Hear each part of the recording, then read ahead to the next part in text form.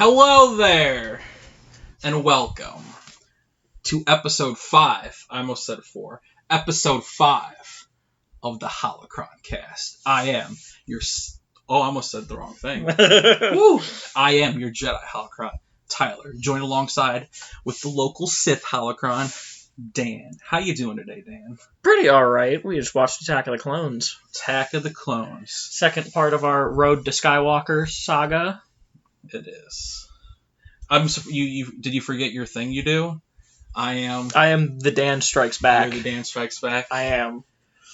I got too caught up thinking that when you almost said episode 4, I was like, the gears were turning. Yes. Today's episode, we continue our road to the Rise of Skywalker. Episode 2, Attack of the Clones. Some may say this is a bad film. Some may be right, but not I. I enjoyed this film way too much. We'll get into it later. Obviously, we have a lot to talk about today. Dan, Attack of the Clones. It's a really long episode. What? This movie. Oh, yeah. 2 hours and 30 minutes? Before Last Jedi, this was the longest Star Wars movie, and at parts, it definitely feels like it. See, this one didn't drag for me. This one dragged for me, not as much as Phantom Menace, grant you. Yeah. But this one did start to drag. Like, once they got to Naboo, I was like, come on. let's get it moving a little bit. Yeah. I want to grab something, but I forgot. Well, it's right in there. Gone now. No, I think I'm going to grab it in a minute. Yeah, Attack of the Clones. I don't feel like it dragged as much as the Phantom Menace. Like, I was straight up bored during the Phantom Menace. This one, I was highly entertained. Well, you also have I have a rich history with this film. Yeah. We'll get into that in a minute. Talked a little bit about it in the first episode of our podcast. Yeah. And, yeah, I just don't feel like it was longer. It didn't feel as long as Phantom Menace. Mainly because I think there's a lot of fun stuff in this movie. Obviously, there's a lot of stuff that's not so great, but... There's a lot... My opinion on this film is that it has really high highs... And really low lows. And pretty damn low lows. Yeah. Don't knock over my things. I won't. Yeah. So Dan, what is your history with Attack of the Clones? What were your first impressions? When did you first see this film? Just tell me your first experience with this film. So this was also like the Phantom Menace. I think I was just too young. My parents actually are not positive if I actually saw this one in theaters. Mm-hmm. I know my dad did, obviously. I don't know if I was old enough. Oh, he just crushed my food. That's okay. That's fine. But I don't know if I was old enough. I definitely wasn't old enough to remember. But so I don't even remember the very first time I saw this film. But I remember, of course, as a kid, I liked it. Just like Phantom Menace. I liked Phantom Menace as a kid. I liked Attack of the Clones as a kid. All that sort of stuff. I think I know what you're looking for now. Yeah. Continue. Yeah, there's a lot to like in it. I've always been a big fan of Dooku. Always been a big fan of Yoda. All that sort of good stuff. I liked having a competent bounty hunter. For at least a little while. I just realized my whole bit I was about to pull was all for nothing. Is it not there? No, it's there. It's just episode 3. Oh, okay. It's 2005. That's episode 3. Yeah. Save that for next week. Yeah. Attack of the Clones. I have a real interesting history with this. This is the first Star Wars movie I saw in the theaters. Might have been the first Star Wars movie I ever saw. I remember seeing it in the theaters at our local theater. I was almost said theater. But I remember seeing it with my parents. I remember my dad falling asleep like he does in every movie. I just remember the Coliseum fight more than anything sticking out. And I just remember watching this again and again as a child. This could very well be the Star Wars movie that I feel is the most viewed by, not just you in particular, but I feel like everybody has kind of seen this one the most. Episode 2? I feel like this one was always on TV as a kid. Yeah. For some reason, whenever I would look at the TV, obviously flipping through, I'd just see Star Wars. Oh, click on it, and it's always Attack of the Clones. I don't know why. Because it was 2 hours long, 2.5 hours long with them commercials. They can stretch out a 4-hour block. True. On Sunday on TNT, TBS, just be like filling the time, you know. Pretty much. Yeah, I remember this is like, actually, I'm gonna open this door again. Another bit, ready right here. You'll see. I don't need to do anything to see it, but you'll see it. You see the puzzle right there, the prequel puzzle. The Annie Obi puzzle. Yeah, there's another one. There's an Anakin with Vader. There's a lot of. I had a lot of puzzles of this movie. I had a lot of. This is where I remember getting my first lightsaber. I remember going to church, and around the Christmas time, our priest had a lightsaber. He would bring a lightsaber to mass every now and then. He was the only cool priest we ever had. He left. I don't remember ever going to church. Yeah, but yeah, just and then like I said in the first episode, I had the giant Anakin and Obi-Wan clothes with the robes you could take off and stuff, and it was. It's that childhood nostalgia. This is the most nostalgic Star Wars movie for me. Period. I can get that. See, for me, that's going to be next week's. Yeah. But that's one that I grew to love more as time went on. But yeah, Attack of the Clones, there's still a lot to love. Yeah, there's a lot of fun stuff in this movie. A lot of fun concepts. And of course, always given through the questionable acting and directing of George Lucas. And Hayden Christensen. I feel so bad for Hayden. Yeah, with Lucas's direction, I feel like no one could have made Anakin likable in this movie. I think he's okay. It's just the acting. I don't think it's the writing as much as the acting. And that was also a lot to do with Lucas, too. Yeah. Lucas wanted everyone to be like wooden boards. Yeah. Fucking George Lucas. I feel so bad for Hayden. Well, you gotta feel bad for most of the prequel people. Oh, absolutely. Like, literally, I know this has nothing to do with episode 2, but episode 3, literally, I know Padme's, like, put to the sidelines just because of beef backstage with Lucas. But we'll talk more about that in the next episode. But yeah, Lucas is kind of a nut job. He's like the opposite of Railroad Martin, where for those who don't know George R.R. Martin, he ruined his own work instead of other people thinking other people ruined his work. Not that I think either of those are true, because I enjoy Game of Thrones, all 8 seasons, but and you also enjoy all of Star Wars. Yeah, but I think it was fair to move on from Lucas more than anything. Oh, absolutely. Especially with his ideas for the sequels. For what he wanted to do for the sequels, yeah, that would have been rough. Yeah. So, damn, Attack of the Clones. You want to just get through the plot now, or go through the plot and talk about our favorite moments? I think it makes more sense to go through the plot first, just to, for those who haven't seen it. Let's set the scene. It's a beautiful Sunday evening on Naboo. Coruscant. Not on Naboo, we're in Coruscant. A Nubian yacht is flying in alongside 3 N1 starfighters. Yes. Naboo 1. Because Lucas. I think they probably stand for like Nubian 1, probably. Nubian starfighters. Yeah, that sounds right. So that's the name of the class. But yeah, they fly in with the Senator. And what happens, Dan? What happens the first shot of this movie? Padme dies. Yes, it's series over. Luke and Leia are never born. Welcome to the time warp. The ship blows up. Padme dead. Oh, wait. Padme is using a decoy yet again. Padme loves her decoys, dude. She loves them. She's not even the queen anymore, and she still has a fucking decoy. And just her gimmick, Why wasn't... I know it's because her and Lucas hated each other, so she wasn't really in episode 3 that much, but why didn't she have a decoy in episode 3? I don't know. What if that's the amazing twist in episode 9? You realize that the pregnant one was her body double. So Keira Knightley was the one taking the pounding from Anakin. Yeah. I like this scene.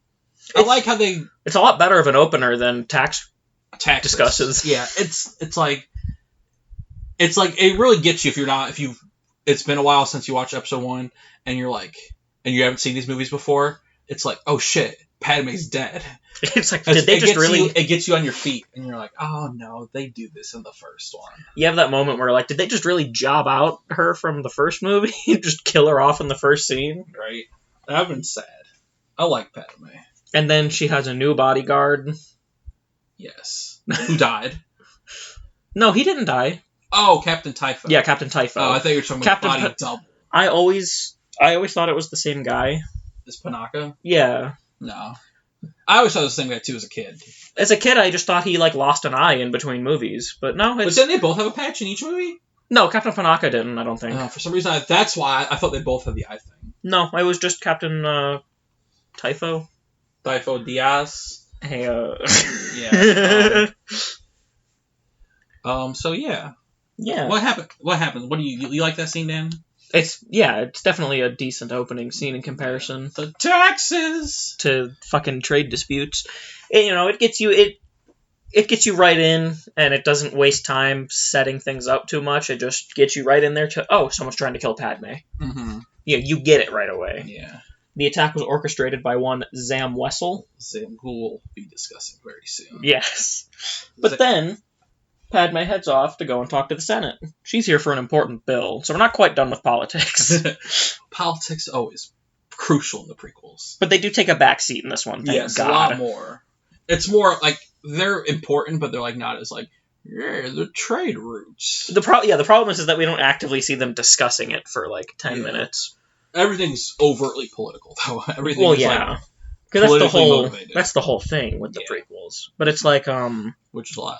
I don't mind the politics. I don't mind the politics as long as they're not sitting there for half an hour discussing it with Newt Gunray. Hey, Our blockade is perfectly legal. I think you missed a decimal on the right. The tax should be $7, not $8. Are you from the banking clan? I'm the banking clan. What is my name? Moon. That's the name of the race. The banking moon. The moon. The race is named Moon. Mun. I want to say. So they're moon people. No. Are they flat earthers by any chance? I hope so. Darth Plagueis was one of them. Yeah. In Legends, I don't know if that's exactly canon. I mean, Plagueis is canon. I don't know if his species is confirmed one way or another. But then Padme is here to vote against the bill of creating an army for the Republic, which she has been working on for the last 10 years. I don't know. Essentially. Essentially. Just about 10 years. Yeah. You could probably say like 8. This is where we first lay our eyes on the beautiful Bail Organa, too, right? Yes, Bail Organa does show up. He is super underrated. Doesn't do a lot in this movie, of course. He's just there. But he's cool, dude. I respect him. I do want to say it is a little weird that the Republic doesn't have an army. It is. They're the controlling government of the Jedi they think is good enough. Which, in theory, should be. There's only 10,000 of them, though. What, Jedi? Yeah. To hold the peace over billions? Yeah. Trillions, even, probably, with how many fucking planets they talk about? Like, Dooku later in the film says they're ready to have 10,000 systems join them. That's a lot of fucking systems. That's one Jedi per system. Oh my god. That's it. Yeah, you're right. They should have a better army. I'm not saying they need to have, this huge extravagant army, but Jesus. Even just a militia would be nice. But I get it, Padme and them want to be more passive and settle things peacefully. It makes sense. Yeah. Of course, that ain't what our boy Palpy wants, though. Oh no, he's seducting and deducing and he's ready. Playing people left and freaking right. So, where are we going next after that? They're talking with Senator Palpatine. Is this where we first realized that Dooku was once a Jedi? Yes, this is where they say it. So, like, Windu's talking with Palpatine, and a lot of the other council members are there. And then Padme comes in, and Yoda's like, "Oh, we're gonna figure out what's happening. We're gonna keep you safe, and all that good stuff." So and then Padme immediately says, "Well, I think Dooku's behind it." Yes. Just I'm not sure if there's a book or something. Right, but it's like we don't know Dooku at this point in the movie. It's interesting. This is the first time they've said his name other than the opening crawl. Yeah, so we're like, okay, Dooku's behind it. What makes you say that? It would have been cool. I always wish that Count Dooku would have shown up in Episode 1. As a Jedi? Yes. Was he still a Jedi in Episode 1, technically? I believe, because I don't believe... He didn't become a Sith until after Maul was gone. Because he was Maul's replacement. Yeah. And then, they kind of... In this one, it's kind of vague where he stands. We're not sure if he's under the... Because he left the Jedi Order to pursue better, bigger things. Because to become the Count... To become the Count of his planet. Yeah. Of Serrano. Yeah. And so, but it's kind of interesting and a little weird that Padme just assumes it's Dooku, considering that we don't know this man. We haven't met him. But they go and talk about him. And, Mace is like, he used to be a Jedi. It's not in his character to assassinate people. We know that's wrong. And then Palpatine is like, well, why don't we have Jedi guard you? And do you know what Jedi's the man for this job? Obi-Wan motherfucking Kenobi. And I guess Anakin can come along, too. Yeah, I guess. He's his Padawan. I feel like there's a conflict of interest here, though. A little bit. A little bit. Just a little bit. Just a teeny tiny. To be fair, though, it's been 10 years since they'd seen each other. True. So, which is weird to think that none of them kept in touch, not even Obi-Wan, with Padme, even after the whole Qui-Gon stuff. And well, attachment is forbidden. That's true. And he was too busy training. Yeah, he was... Annie. He had his hands full. He had his hands full, all right. For that whole decade, he had to deal with Annie just being an overconfident little shit. What do you think Anakin's first kill was as being trained as a Jedi? I'm sure there's a real answer to this. Yeah, I'm sure there is. Just how many times do you think Anakin's massively fucked up in 10 years? Oh, I know I don't know about, like, first person he's killed, like, as a Jedi, but I know the first person he's probably killed. Yeah. When he blows up the Lucre Hulk. Race. No. When he blows up the Lucre Hulk battle station in Phantom Menace, there's that one Nemoidian on there who, like, cowers as the thing blows up. Okay.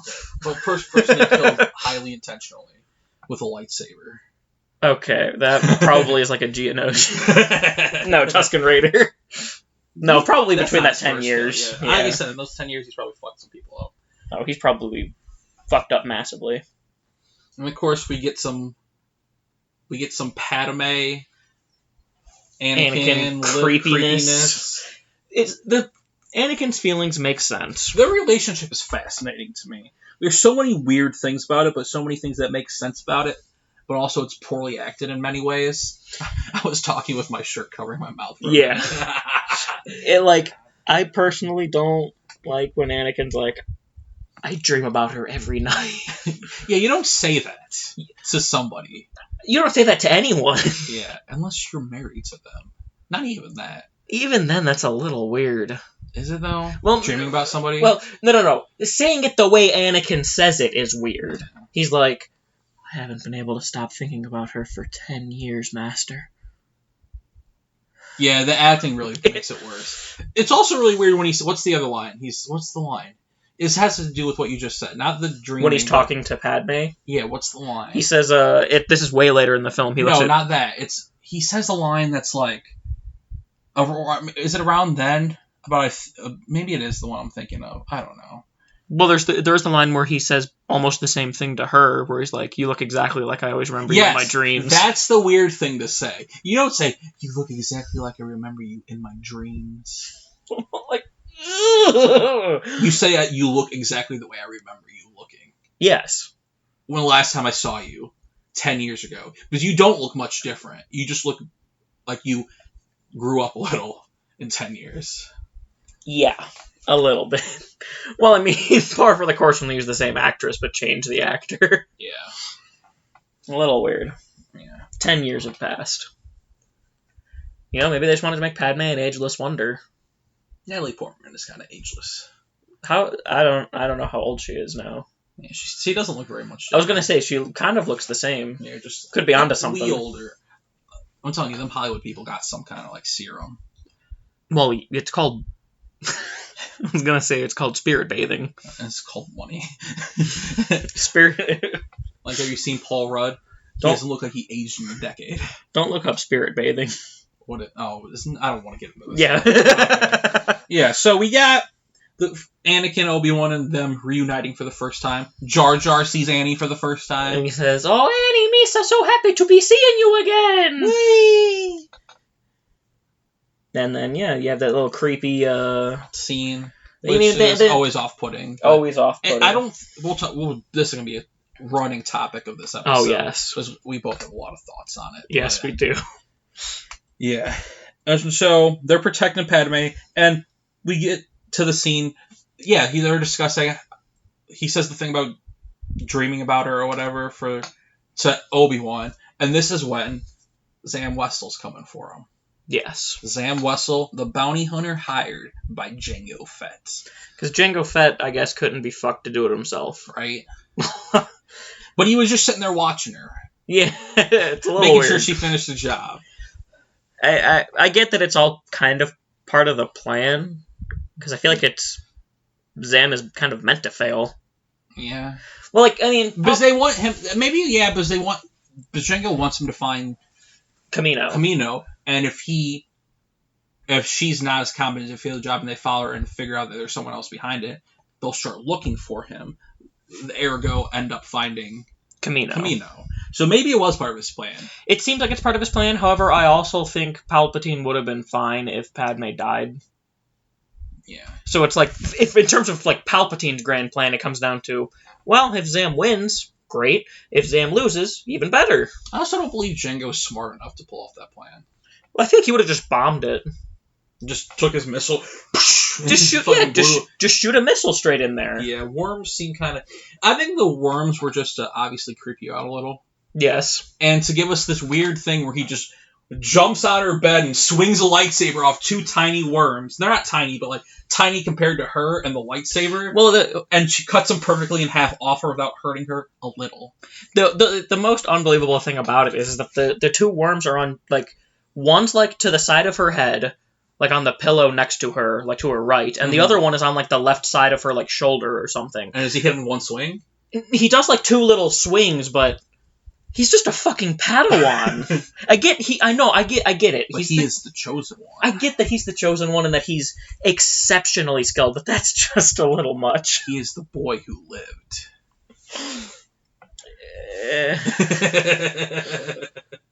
Yeah, that scene's kind of weird. Whenever people bring up like unrealistic scenes in Star Wars, I always point at that.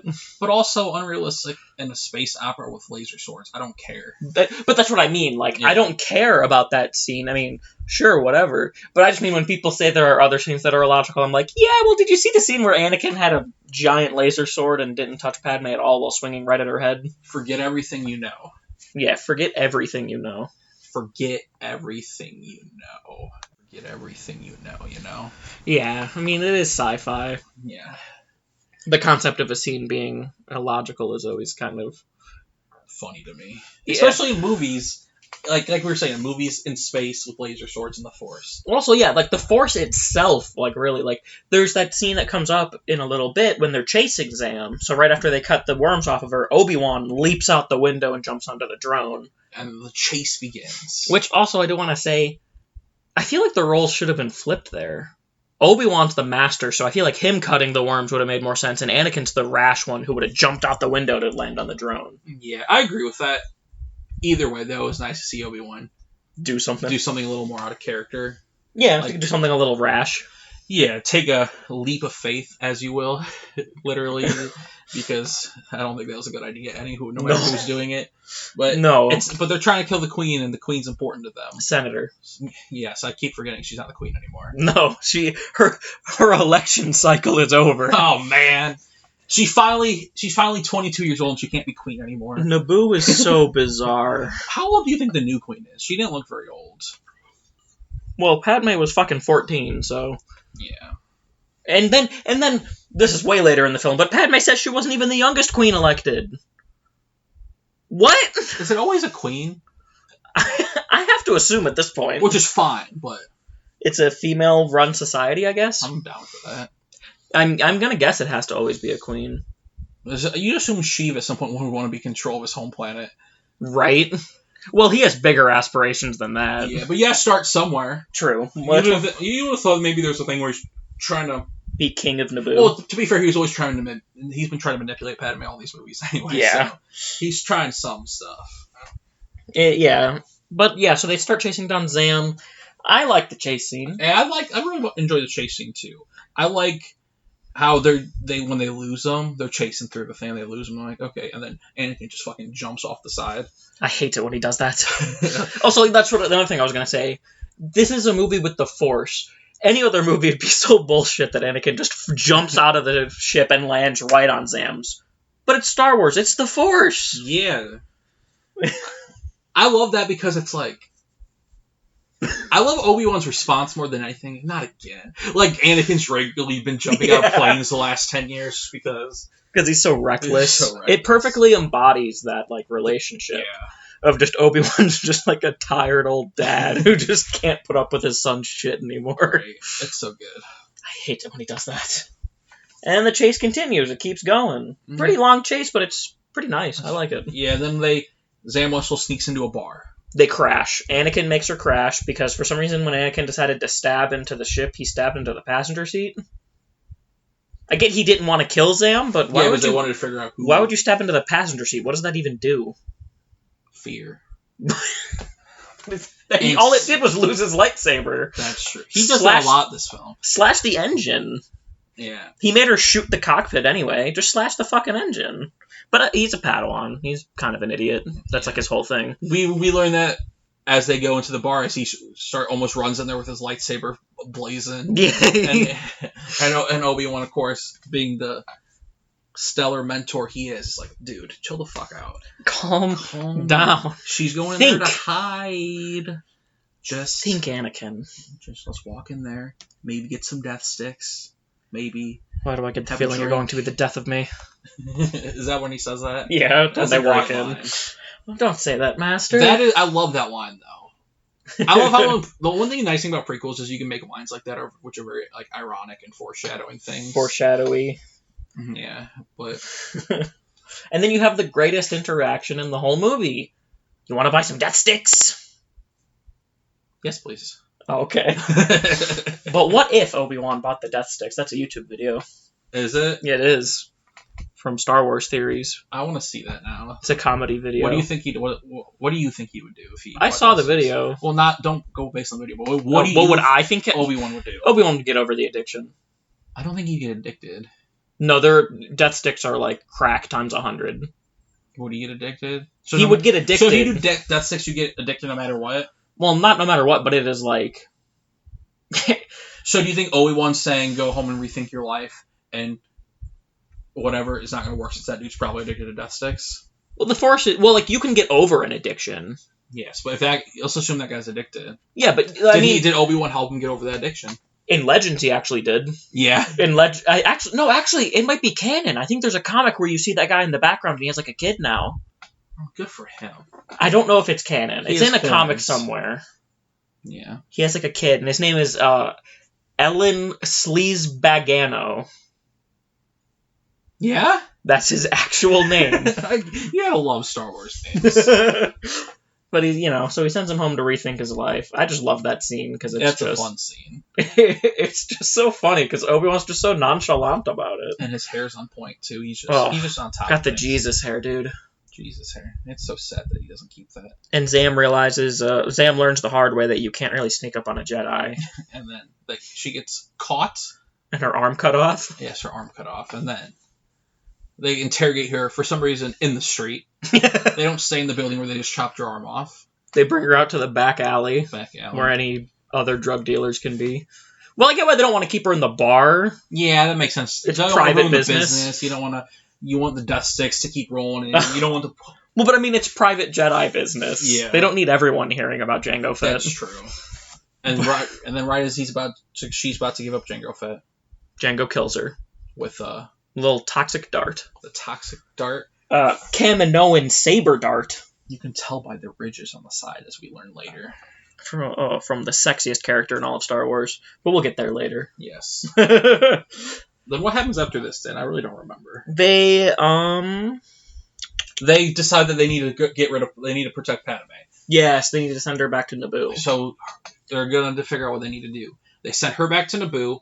Her and Anakin go back to Naboo. Great plan. Great idea. Great. Anakin's never protected anybody before. His first solo mission. Let's send her to protect the Senator of Naboo, who they have a weird relationship together. Who Obi-Wan knows that Anakin has been dreaming about for the last decade. How often do you think in those 10 years Obi-Wan caught him just jerking it to a holo No, vid? not that, but just daydreaming about her. And how many discussions do you think they have about her? Do you think they just talk about her? Do you think he just comes up and I miss Padme? Can we go see her? You're training to be a Jedi, Anakin. Pay attention. Read your sacred texts. I think it's more of like whenever Obi-Wan or whenever Anakin is like goofing off, he like or mentions Padme, Obi-Wan's like, Anakin, focus. I'd like to think that anytime he mentions Padme, he hits him in the back of the head with a book like Snape would do to Ron and Harry all the time in Harry Potter. Or no, what would be the Star Wars equivalent to a book? What would he do at him? He just like throw something at his head. Yeah. There we go. I don't know why, but I just imagined him activating the lightsaber and just slashing. No, but he hits him with the back of it. Yeah. There we go. So he doesn't kill him. Just give him a concussion. Like getting him a pistol whip. Yeah, just concuss him a little. Concuss him with your strap. You know what I'm saying? Yeah. And while they are going off to Naboo to have lovey-dovey time, and not Anakin, Obi-Wan is hunting Jango Fett, and which is where we go see the boy. Dexter. This isn't in chronological order, but we'll talk about Obi-Wan first before we get to the Anakin, Padme, Naboo stuff. Oh, so we're not jumping all over the place? Yeah. That's what you mean? Yeah. Okay, yeah, that makes the most sense. So we'll go through the Obi-Wan plot line, and then we'll go through the Anakin plot line, and then we'll go through when they converge. Yes. That makes the most sense. So Obi-Wan goes to visit his boy, one of the best cooks in the galaxy. He owns his own diner. And he wears paints that doesn't fit him. And he has a mustache. And a chef's uniform. And 4 arms. What is his name? Dexter! Woo woo! Yay! Dexter. But he's the only man that might know about this poison dart. He's one of...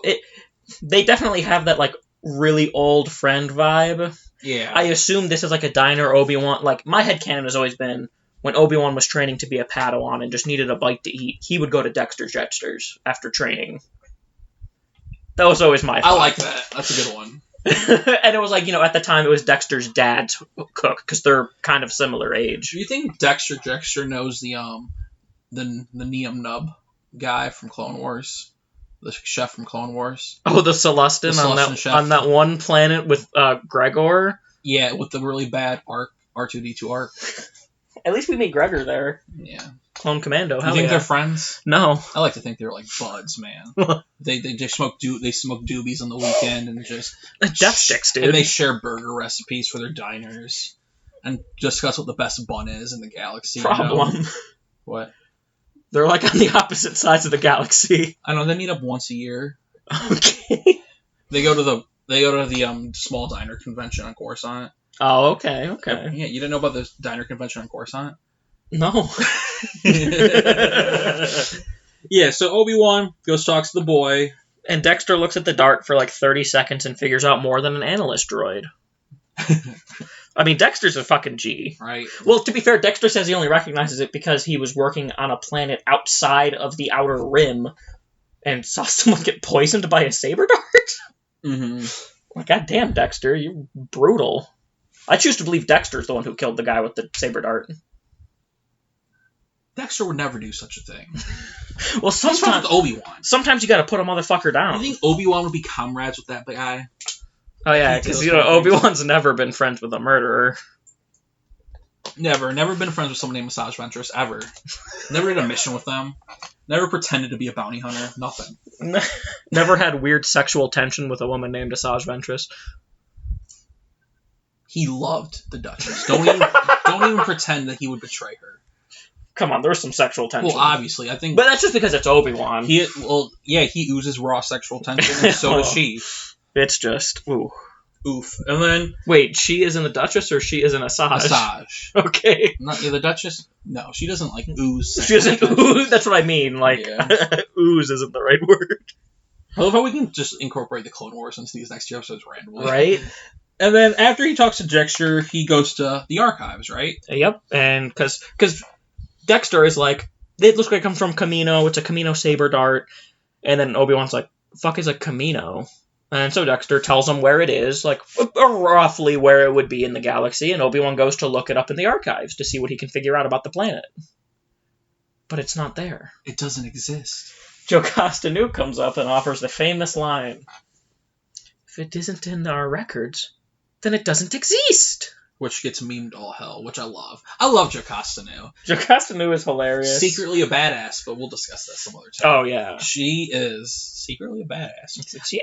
She's trusted to be the Jedi's librarian. Yeah. She's got to be kind of a hard ass. Just like that one guy with the cane who looks in Clone Wars. The, like, really old guy with, like, the white lightsaber. Yeah, you're like, he looks like a worn-out Jedi, but nope. He has the walking stick. Out. Yeah. Such a badass. That's dope. I love just incorporating Clone Wars. Yeah.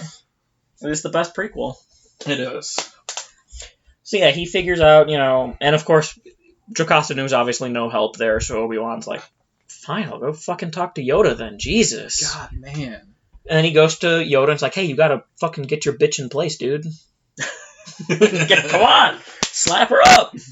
And then goes to Kamino. Yeah, well, after he realized, oh no, we get the nice scene of him with the younglings. With the younglings, the youngling shuts the blinds. That one Snoke. I'm so proud of him. He's learning well, doing his job. And then Yoda's like making fun of Obi-Wan to the younglings, and everyone's laughing at him. He's like, "Oh, Obi-Wan lost a planet. How embarrassing!" I like that scene a lot. That's a fun scene. It's a cute scene. And then what's the one of the Jedi learns? Maybe it was erased. Maybe because it was removed from the archive's memory. But who can do that? Only a Jedi Master can access the archives. So what you're saying is Dexter Jettster did it? Yeah. Yes. Easily. Confirmed. Dexter Jettster. 100% confirmed. The villain of the prequels. I am not budging on this no matter what anyone says. Dexter Jettster is Darth Plagueis. Yes. And Jar Jar. Jasa, Misa. So then Obi-Wan goes to Kamino.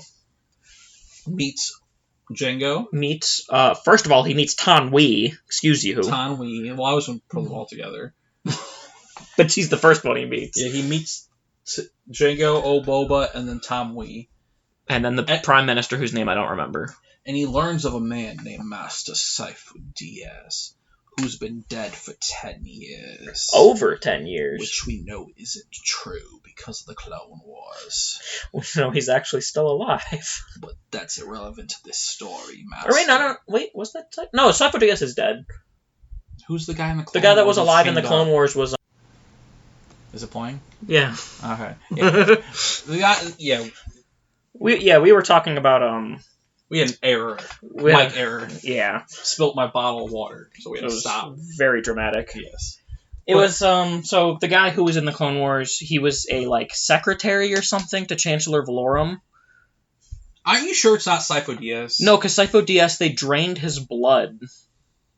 I swore Sifo Dyas was in the Clone Wars. No, there was a vision. He was chained up or something? Yeah, that was a vision. The guy that was chained up was one of Chancellor Valorum's guys. Chancellor Valorum which one's Chancellor Valorum? He's the one in episode 1 who got voted out of being Chancellor. Who Palpatine replaced. Oh, okay, yeah. Sifo Dyas, I don't know if it's canon, but I know in Legend, Sifo Dyas' blood was used for Grievous. And I think it's implied in the Clone Wars that that's still kind of canon. Mm-hmm. I'm trying to look up Sifo Dyas right now. But... Yeah, it was a vision. I know what you're talking about. There's a vision that Yoda sees where Sifo Dyas is chained up. And he's all angry. Who's the Pike Syndicate? That's the guys who had Chancellor Valorum's guy. They were the ones who found the wreckage, essentially. Oh, okay. Yeah. Does it say? Am I right? Kind of. I don't really know. I'm kind of just skimming through it. I'm just using my brain knowledge. I'm 90% sure that Sifo Dyas is dead. Okay. Yeah, but we learn about him, and then some former Jedi decided to make a clone army. Using Sifo Dyas' name. Which is interesting. And so Obi-Wan questions the council and is like, I thought Sifo Dyas was dead. And then they're like, yeah, he's dead, and we definitely didn't authorize any clone army, especially not one that's over 1 million units. But he kept his cool while he was with, what's her name again? With Tan Wee. Tan Wee, and he's like, yeah, I'm here to check on the army, of course. Yeah. It actually helped. It's that interesting thing where, Jango wants him to be there to discover it, but also, he's playing this cool to be like, no, I didn't discover it. Yeah. I'm here for the right reasons, not because I'm trying to find Jango. And he has the I like the line where he's like, "That's why I'm here." Like, he's like, of course. Why else would I be here? and he looks at the magnificent clone army. The magnificent clone army. Magnificent. Yeah, he looks. There's a lot of. Well, first time I saw him, like, those all look like different people. And then, but then you realize, okay, they're all the same person. But there was this one weird shot where it's like a bunch of people looks like they were working, like in computers. I'm like, those all don't look the same people. But apparently they were all. It's because the head thing he's wearing, the 3D. Yeah. Also, in the Clone Wars, you see they all have different hairstyles. They do. Yeah. That's like, true. Yeah, Rex's hair is bleached and then some are bald. and then buzzed, Yeah. and then a lot of them are bald, and then some of them have longer hair. And Good like times. the Bad Batch guy who's going to be in next season of Clone Wars, he has the really long hair. Yeah. So yeah, Obi-Wan, and then this pretty much just leads to a big confrontation. Anything else in between we need to discuss? They talk with Jango. Obi-Wan's like questioning him very obviously, like, "Oh, have you ever been to Coruscant? Have you been there recently?" And Jango's just like not budging. And he's like, maybe. Possibly. And so yeah, then it leads, of course, to the big fight, because he contacts the council again, and they're like, "Well, bring Jango to us. We need to question this man." Mm-hmm. Which that would have been cool. Yeah. And then where we get the first cool fight of this movie, Jango versus Obi-Wan. An actual competent bounty hunter. There are other competent bounty hunters, but This is the only one in the movies. yes. We'll get into this discussion in episode 6, but I stand by that Boba Fett is incompetent as hell. Oh, he is. Jango is way better than Boba Fett as a bounty hunter. At least as a fighter. Yeah, especially in the films. Yeah. And because Jango actually puts up a pretty good fight. Yes, it's raining, and yes, he had Boba shooting at Obi-Wan with a ship, but come on, he's fighting one of the greatest Jedi of all time. And does pretty well. He does hold his own. And Obi-Wan just keeps, like, beating him up. Yeah, I like how it devolves into a fist fight because they knock their weapons away from each other. Yeah. And they're just, like, fighting. Obi-Wan doing some nice kicks. Yeah, cool, like, double drop kick. Yeah. To kick Jango right off the edge. Yeah, I really enjoyed this fight. Yeah, it's pretty good. Jango kicks him. They go tumbling down, and Jango has, like, shoulder blades that he digs in to keep himself there. Yeah, Obi's arms are, like, tied up from his... In a vibro cord. In a vibro cord from the thing, and then... I think it's a vibro cord. It's something like that. Something cord. It's a rope of some kind. It has a particular name. Mm-hmm. And then Jango cuts it, and Obi-Wan has to very quickly turn it into a lasso to save himself. Yeah. And then he saves himself, and then once he realizes he's not falling anymore, cuts the rope off, so Obi-Wan's fallen. Yeah, that's what I mean. Obi-Wan then made it into a lasso and saved himself. Oh, okay. I thought you were talking about... No, yeah. My bad. And then, yeah. And then Obi-Wan makes it back up as they're leaving, and the only thing he can do, place a tracker. Which, that was a pretty good throw. Obi-Wan's got a great arm, man. Obi-Wan was quarterback of his high school football team. I hope so. Yeah, he got all the ladies and everything. Oh, well, we know that for sure. He got all the men, too, let's be honest. Well, yeah, he'd have me.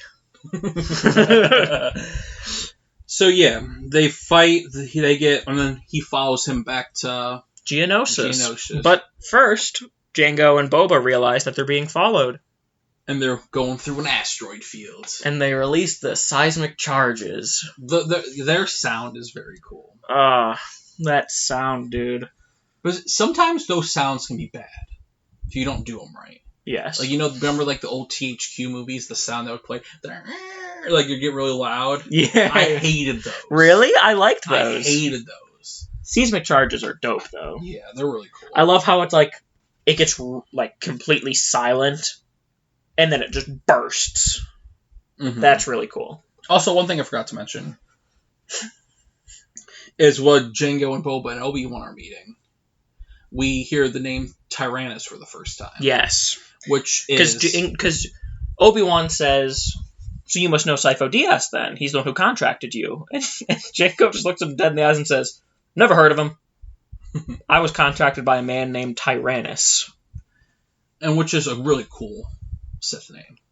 I really like that Sith name. It's very underutilized. Mm-hmm. For those who don't know who it is, we'll get to that one later. I thought we were just going to say that who it was. It's Padme. Yeah. Well, Padme's Tyrannus. I guess if you're just going to ruin it like that. Because she's a tyrant. That's what it's... Hey, have some respect for the Queen of Naboo. That's what Tyrannus is. It's tyrant. Yeah. Because all Sith names are like bad words. Not fine. Like, Vader, Invader, Sidious, Sinister, Plagueis, Plague, Tyrannus, Tyrant. Toys.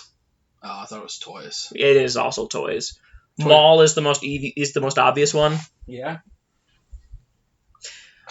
He's just Maul. Mm-hmm. Which is also just his birth name. Which is a little weird. Yeah, he's interesting. Yeah, that's kind of interesting.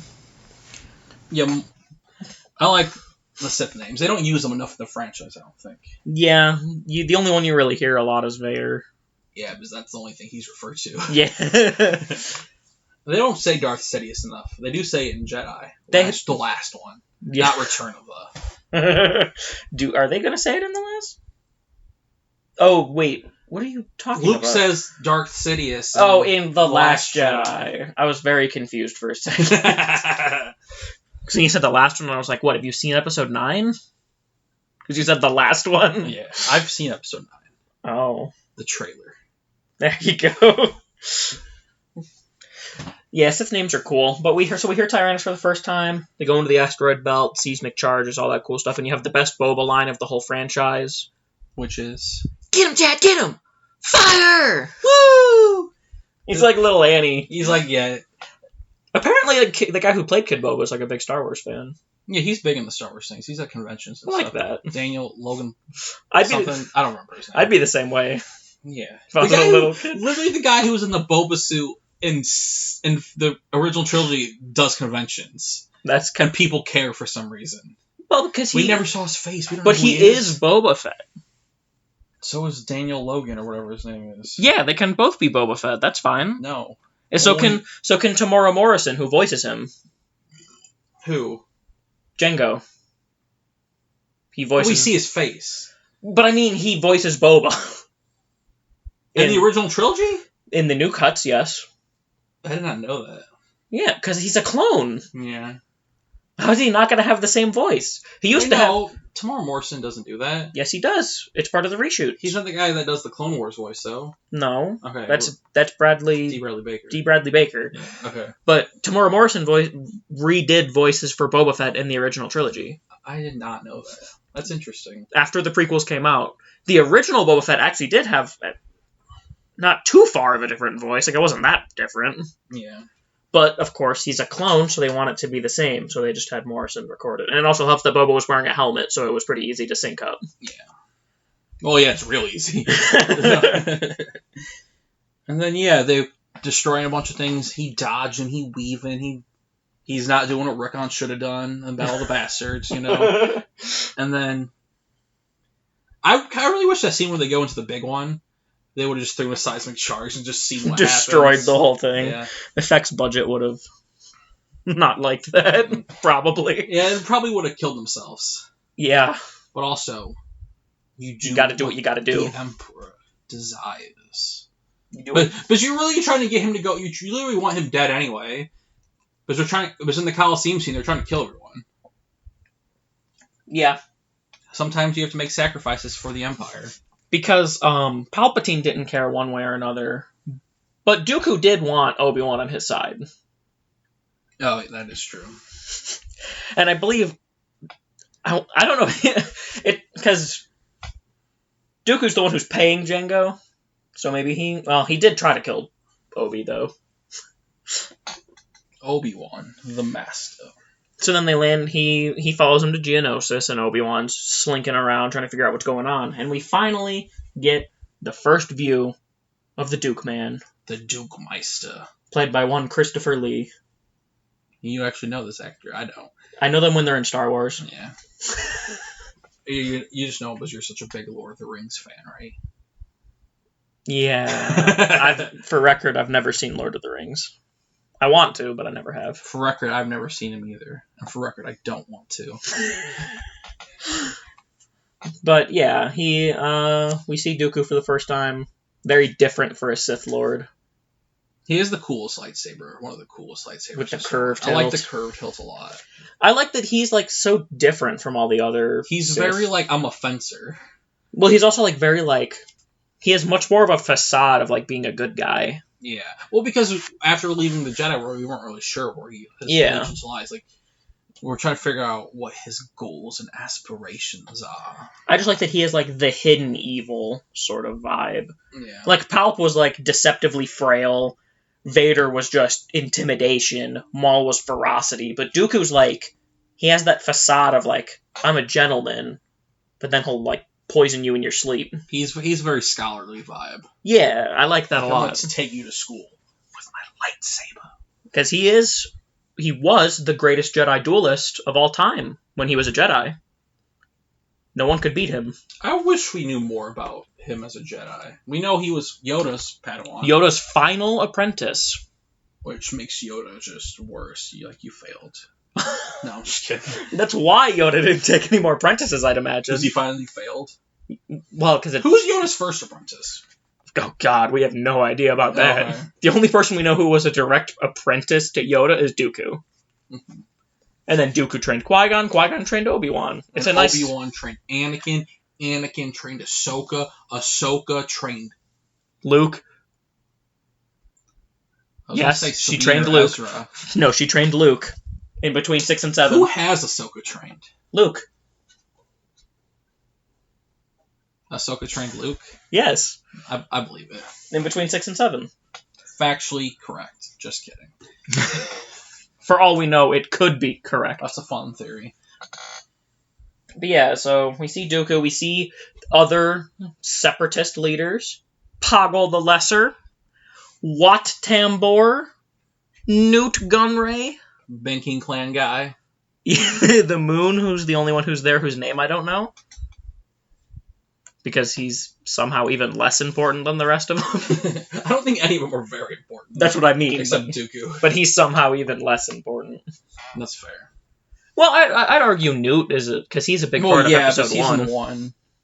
You gotta keep your tax doctor around. Yeah. You know, make sure the taxes are going on. No blockades, no nothing. He keeps the trade routes in line. He does.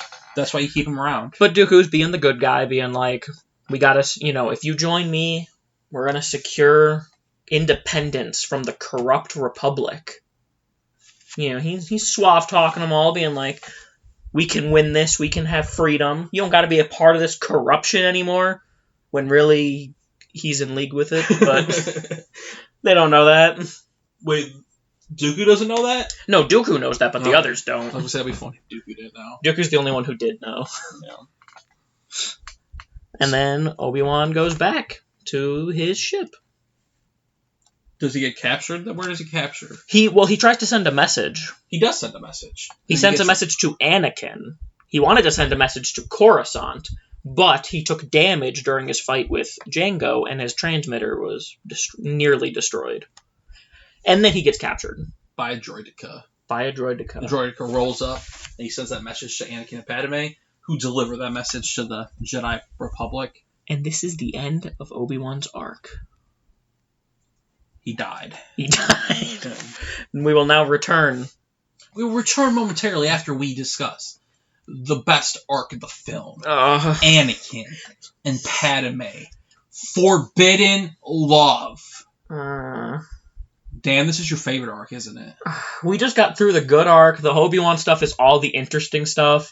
The Jango fight, Kamino, seeing Dooku and them, Obi-Wan sneaking around. That's all so cool and so great, and it would be great if the movie was just only that. But now we go to Naboo. Some may say that Anakin and Padme shouldn't be in love. They're probably right. Their love is fascinating. That's a word for it. Is fascinating. Okay, where does this arc start? It starts, we're going back to when they split up. Yeah, right here. It says Anakin gets creepy in my notes. I'm going to let you know that could probably describe the next, half hour of discussions here. Yeah. Because they do the mission and they go off. So, yeah, it goes back to Obi-Wan goes to go and do the stuff we were just talking about, while Anakin takes Padme onto basically a bus. Oh, I remember which Anakin creepy part is now. Yeah, they get on like some kind of bus, like because they got to go under the radar because they don't want. They don't want a tracked ship. Yeah, they don't want to be tracked by the Emperor or the Republic or whoever. Because they really don't know who's trying to. Yeah, they don't know for sure. Padme believes it's Dooku. They believe it. They said in the beginning. They said they think it was spice miners. Some believe it's Dexter Jettster. It's just some think it's Kira. Really? No. Oh, okay, that'd be fun. Kira, I don't think Kira's been born yet. Don't talk about someone played by one of my favorite people in the world and not expect me to ask questions. I'm just saying, if Kira's born, she's like 3 here. That is true. But and then they're on Naboo. They get well, they do have a little creepy moment on the ship. What's the creepy moment? That's where Anakin says, "You look exactly the same as I remember you in my dreams." Yes, that's on the bus. Yeah, that like we already kind of discussed it. You don't say that to. You don't say that to anyone. You say that you usually off the dreams part. Yeah, you look the same as I remember you. Yes, that's nice. That's sweet. But yeah, it's like that's a compliment. Yeah, adding in my dreams especially part, because people like to not think they don't look older. Well, especially because Anakin also has mastered the creeper stare.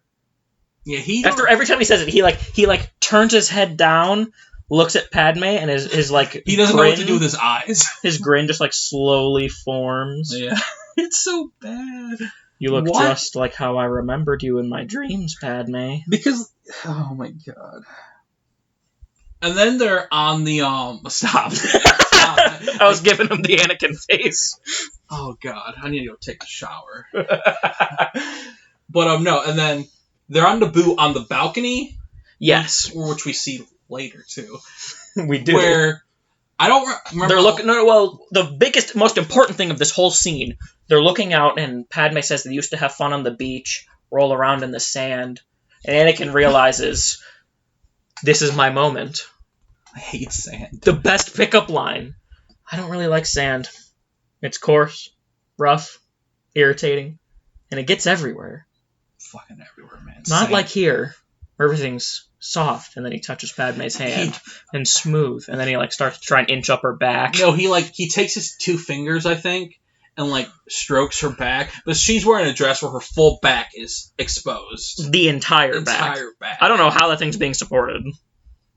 Were there straps like on the shoulders? Around her neck. Oh, okay. Yeah, one around her neck. But like he like strokes her back with the 2 fingers, and it's like, dude, just put your hand on her shoulder. It's fine. Yeah, just like don't, because the way he's speaking, the way it's coming out, the tone, the movement, the stares, the look on his face, the way his hand's slowly moving across her back. If you would have just been like, put your hand on her back and just said something normally, it wouldn't be that bad. If he could have just been like, I don't really like sand. Interesting twist happens here, where she's not totally creeped out. Yeah, like what the fuck? What is it? I need to pull up this the dialogue from these scenes. Like we just need to discuss the dialogue. Yeah, and and the way he acts, because they don't match. Some dialogue's good, some dialogue's really bad. All acting really bad. Yes, because she's. But the thing it comes down to is the acting. And like I said, I feel really bad for Hayden. I don't blame Hayden. I was one of the people who always blamed Hayden. But as time goes on, you just gotta realize you can only do so much with bad direction, too. I don't know, with Lucas being the director, I don't know anybody that could have made those lines good. Right. Like, God, that's brutal. Because, I'm sure Lucas was like, you gotta be more foreboding. Look at her evilly. He's... it's just so creepy. I found one of the... You found not the one I'm looking for right now, though. But it looked like an essay. No. But yeah, they eventually go to... They kiss. Right there. Yes, they kiss here. For some reason. I guess the sand line really worked. She must have hated sand, too. Yeah.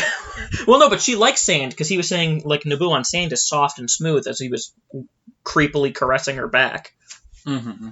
I'm just saying, if anybody caressed my back in that way, that'd be an instant, just get away from me. And then they go talk to the Queen, right?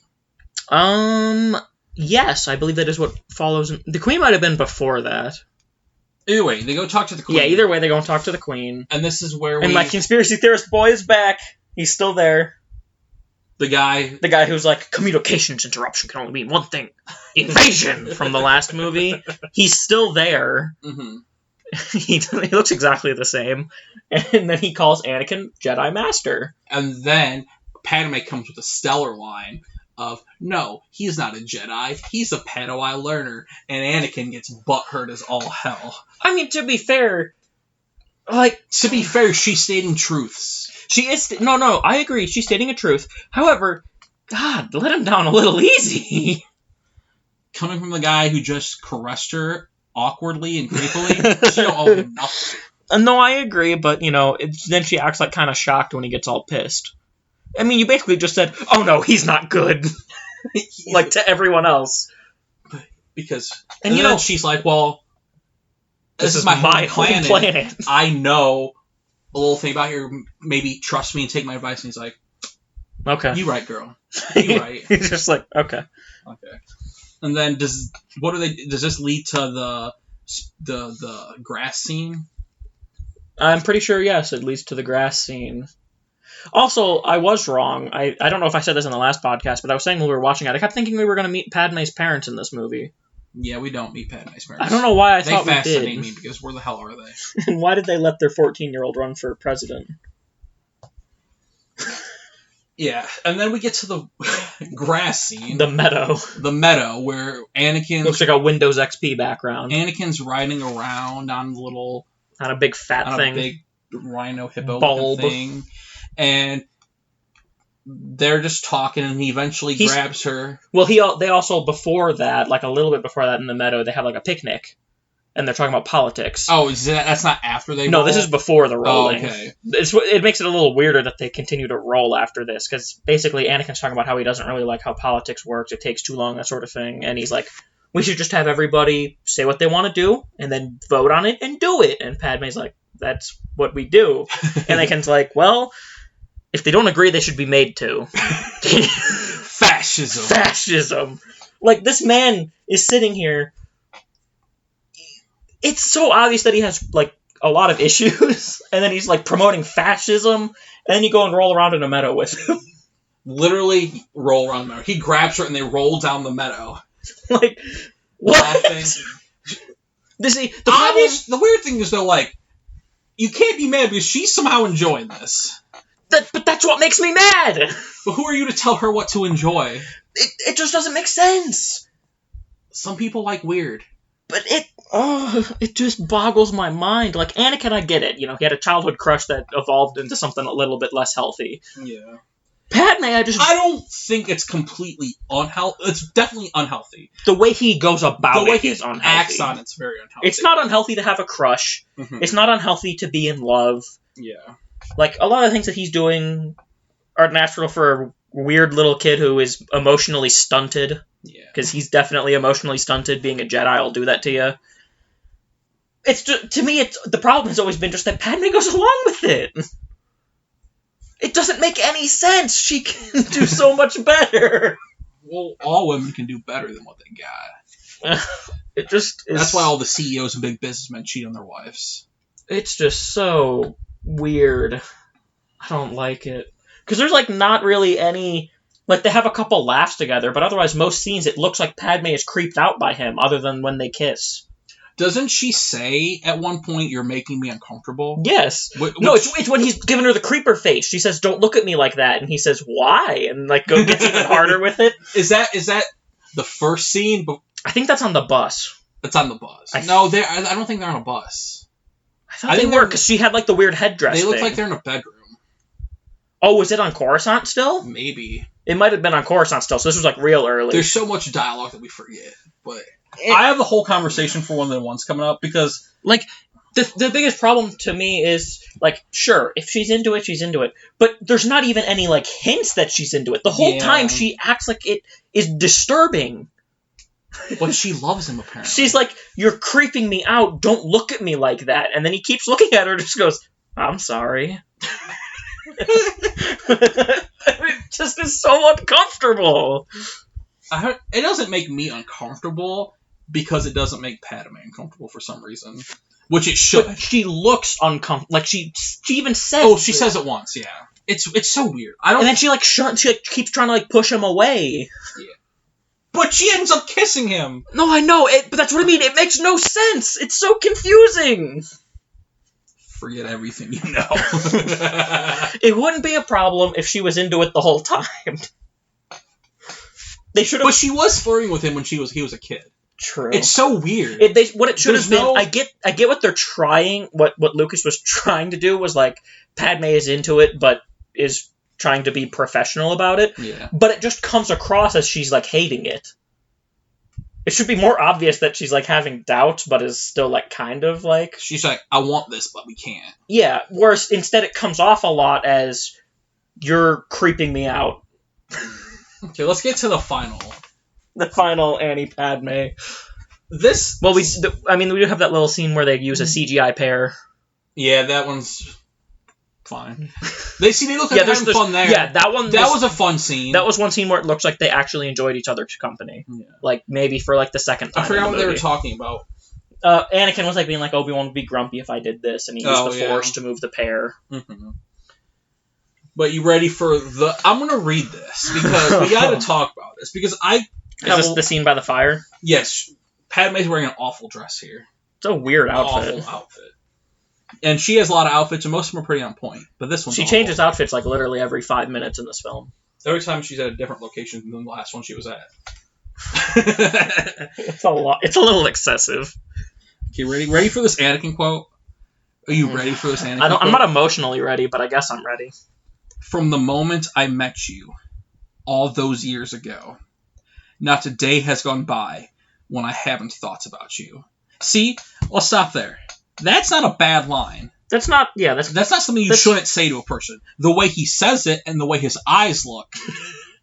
Wrong. No. But that's a line that I could believe. Yeah. Okay, let's continue. I think I know exactly what's coming. I can't see what he's looking at right now, but I think I know what line is coming next. And now that I'm with you again, I'm in agony. The closer I get to you, the worse it gets. The thought of not being with you, I can't breathe. I don't think this is that bad of a line either. Lucas is a poet. I don't think it's bad. I don't think it's good, but I don't think it's bad. Well, the first line was fine. This line's not awful, but it's not good. This is a legitimate feeling, though. No, it's a legitimate feeling, but again, it comes down to the directing and acting. Yeah. I forgot. No, this is where it gets kind of weird. The thought... Wait, no. Okay. I'm haunted by the kiss you should have never given me. Lucas, you're a goddamn poet. You're a poet, man. You're an angel. You're an angel, Lucas. My heart is beating, hoping that kiss will not become a scar. You are in my very soul, tormenting me. What can I do? I will do anything you ask. Pause. If you are suffering as much as I am, please tell me. That whole paragraph that Anakin says there starts fine and just slowly gets worse with each passing line. And then because of the way he is, yes, it just already starts bad. Because I understand that feeling. Yes. I understand. That is a human feeling. It's not outside of the... I get it, but dude, dude. act like you're not about to... Try to act like you're not about to fucking tie her up or something. That's the way he's acting. Murder her. He has the look of a serial killer. It's such a... I don't understand the relationship, but I kind of do. It's so weird. Also, I think you said this while we were watching the movie. I don't think you've said it in the podcast. But this relationship would make so much more sense if they, at least sort of kept in touch. Yes. Yeah. If they would have, kept in touch during them 10 years and not just been them at the beginning of the movie seeing each other for the first time in 10 years. Which she also says in that same time, you're still that little boy on Tatooine. You always be that you're about to fucking kiss that little boy on Tatooine, you weirdo. And I'm also saying this is, I love Padme as a character. I think she's more interesting than more people give her credit for. But... Like, if they would have been, like, you know, they don't need to, like, be seeing each other all the time, but if they, like, kept a little bit of contact They'll over send this... each other some hollow Yeah, like, things. be fucking pen pals. I don't care. Send each other messages. Just make it more natural. Oh, my God. Okay, ready for Padme's line? Oh, no. Padme responds, I can't. We can't. It's not possible. That's a line. That is... And then Anakin says, this is not a good line. Well, it's not bad, but it's not good. Anything is possible, Padme. Listen to me. The listen to me is part of the Yeah, I was about to say, the listen to me is a little aggressive. Yeah. Padme. And then Padme comes back with fire right here. You ready for this? No. You listen. We live in a real world. Come back to it. You're studying to become a Jedi. I'm a senator. If you follow your thoughts through a conclusion, it will take us... I think it's supposed to be to a conclusion. Yeah, it says through a conclusion. It will take us to a place we cannot go, regardless of how we feel about each other. This is an interesting scene, man. It's interesting, but... just the way it's done. It's just the way it's done. This scene I'm very neutral on. I think it's one of their better interactions, but, like, again, his acting just fucks it up. It just really destroys... But part of the reason I don't mind this Padme stuff, and as much as most people, is because how uncomfortable it makes other people gives me enjoyment. Like, watching you and, like, our other friends watch this, the one time we watched it, and just being, like, repulsed by it, I just love that. It makes me so uncomfortable. Because he's, like, it's like you said, it's like he's about to either, like, murder her or tie her up. It's that... What do you think George Lucas' direction was? He's like, do you think he's like, be creepy? Yes. Because, like, if you do that normally, it's not that bad. If Anakin acted like a normal human being there... Which I get, the whole point is Anakin's not a normal human being. He's emotionally stunted and fucked up. If you are suffering as much as I am... But, good lord... I get it. You know, the guy turns into Vader. He turns into a mass murderer. He's gonna have a messed up emotional state from the beginning. But it's just a little much. Let's continue. Anakin Skywalker responds, then you do feel something. What he's been waiting for this whole time, even though she just kissed him a few times and they rolled around in the grass. You do feel something. Padme, I will not let you give up your future for me. Anakin, you're asking me to be rational. That is something I know I cannot do. Believe me, I wish I could. Just wish away my feelings, but I can't.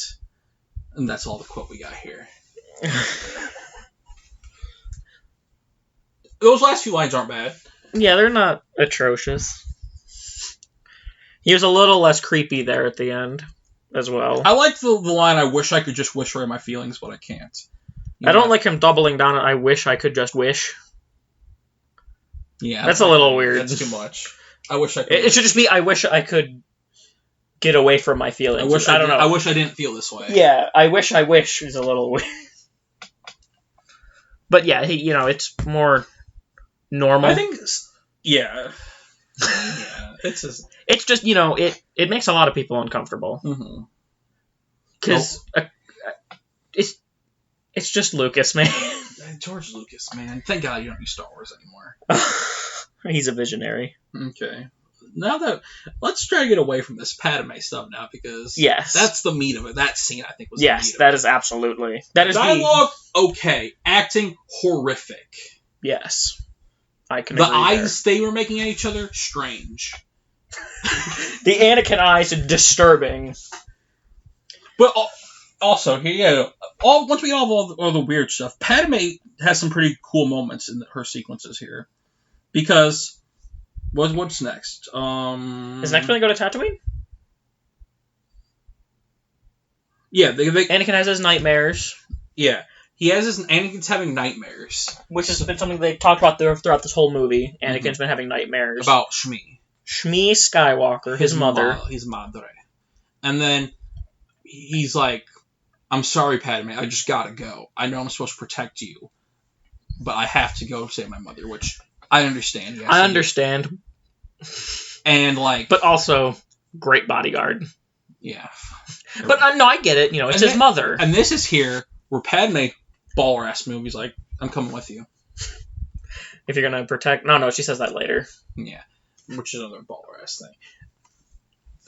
I think Padme comes up clutch a lot in this movie, doing stuff that she doesn't need to do. Yeah, she goes with him to Tatooine. She could have stayed on Naboo. Here in Tatooine, we meet the lovely... First? What am I missing? Watto. Oh yeah, we go and see Watto. They land in Mos Espa. Annie, is that Annie, you? is that you, Annie? This is you, Annie. You've grown so much, Annie. Like we said in the last... You're a Jedi Knight now, Annie. Like we said in the last episode, Watto is homeless now. Yeah, he's literally... He's just sitting on the street with a couple pieces of scrap. Yes. And he sees his former slave, and he's like, Annie, you're a Jedi Knight now. You should help me get some money these people owe me. And Anakin's like, where's my mom? I'm not dealing with any of your is my bullshit. mom? You were my slave owner. I don't give a fuck. Where my mama? What mama? Don't make me take this lightsaber on you, boy. And then, of course, Watto's like, I sold her. Yeah, I sold To that's what Klieg Lars. To Klieg Lars, the Lars family. I'm gonna stop talking like Watto. Lars, which is Owen. Uncle Owen. Uncle Owen. Because Poppy. Because Klieg Lars bought Shmi Skywalker and freed her and then married her. Which I feel is kind of weird. I wonder if it's supposed to be more of he freed her and then like let her live there and then they fell in love, or is it he bought her, married her, and then freed her? Like, as in... Either way, there's that part deep down where, like, is she really free? You know what I mean? Since this guy paid for me to be free, and he technically owns me, but we're married. But obviously, he's the good dude, so he's not, like, treating her like garbage. But always deep down in the back of your mind, you're like, what is happening here? But also, it does say that he did free her, so technically he doesn't own her. Yeah, that's true. So technically, if she wanted, she could run away. Yeah. And she did. No. Oh, no, she got taken? She got taken. Oh, no! She was being a good wife. Because they go and see Lars, and they see Uncle Owen first. And his girlfriend. His girlfriend, Baru. And, Anakin. And then Owen is just like, I guess you're my stepbrother. I thought you'd show up. Eventually. They're like, we don't get much action around here. Then they talk. Klieg comes out, and Klieg's like... Oh, that's the crippled one. Yeah. Who's missing a leg.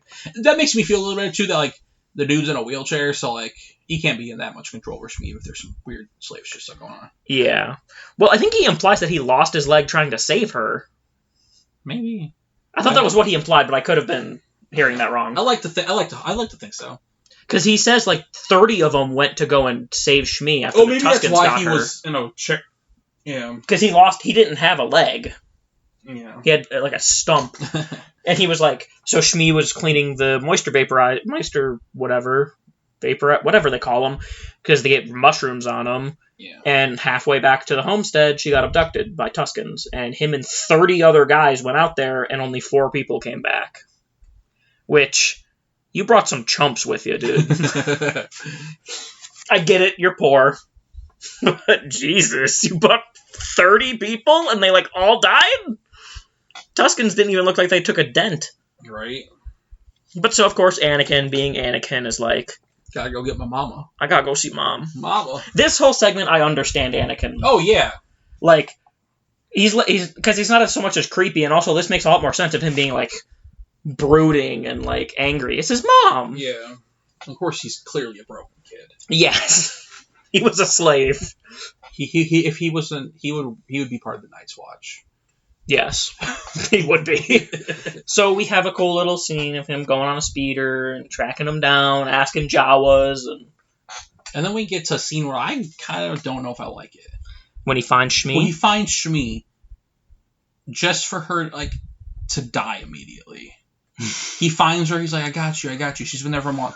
But the moment Anakin finally shows up, you're dead. See, I think I feel like that's a little plot armor just to make him do what he does next, but...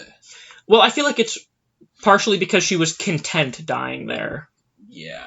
Like, she was on the verge of death. She just wanted to see Anakin one more time. She needed to see anyone from her family, even if it was Klieg, one more time before she goes. Because she says, I'm now complete, before she dies. Mm-hmm. So it's more of like, the thing she was living for has happened. Yeah. That's how I've always seen it. That makes the most sense to me. Yeah. Stuff like that can happen. And then I actually like what Anakin does next. Oh, absolutely. These people kidnap my mother and kill her, slaughter them. Slaughter them all. It's not the Jedi way, but do it. Not just the men, but the women. And the children, too. They're like animals. And I slaughtered them like animals. That's what he says to Padme later. Yeah. I remember that. But I was just... But he, like, steps out of the tent and cuts off 2 of their heads and is just... He's ready to go. And you can hear Qui-Gon protesting it. Yeah, you hear him. No, you hear him when Yoda's sensing it. And you hear Qui-Gon saying, "No! Anakin! No! Anakin! No!" That's the moment when Qui-Gon realized, oh god, maybe the council was right. No, he will be pronounced the Force. They are right. Well, yeah, they're technically both right. Yeah. And then, what happens next? He brings Shmi back. He brings Shmi back, the corpse, throws on the ground. No, he brings her into the house. Yeah. Throws her on the kitchen table. They start making dinner. Sit her in her seat. Get some nice blue One milk. last family meal. Then they bury her. Anakin goes over to the grave and laments. What does he say there? He says, he goes, "I miss you so much." Yeah. You really feel for Anakin in this moment. Yeah. That's what I do like about some of Anakin's stuff. Like, you really do begin to feel for him at a certain point. Oh, absolutely. Even though I don't know if I've always been a mixed bag with him. Yeah. The thing that always is mixed for me is this movie, for him. See, I don't know. And then 1 and 2 really are mixed bag for Anakin for me. Yeah. Clone Wars and 3, I think he's fine. Mm-hmm. Well, especially Clone Wars, he's great, in my opinion. And then 3, he's fine. For sure. And so, yeah, it's definitely a upward trajectory. Oh, absolutely. Really, because you can't go down from where you started. Yeah.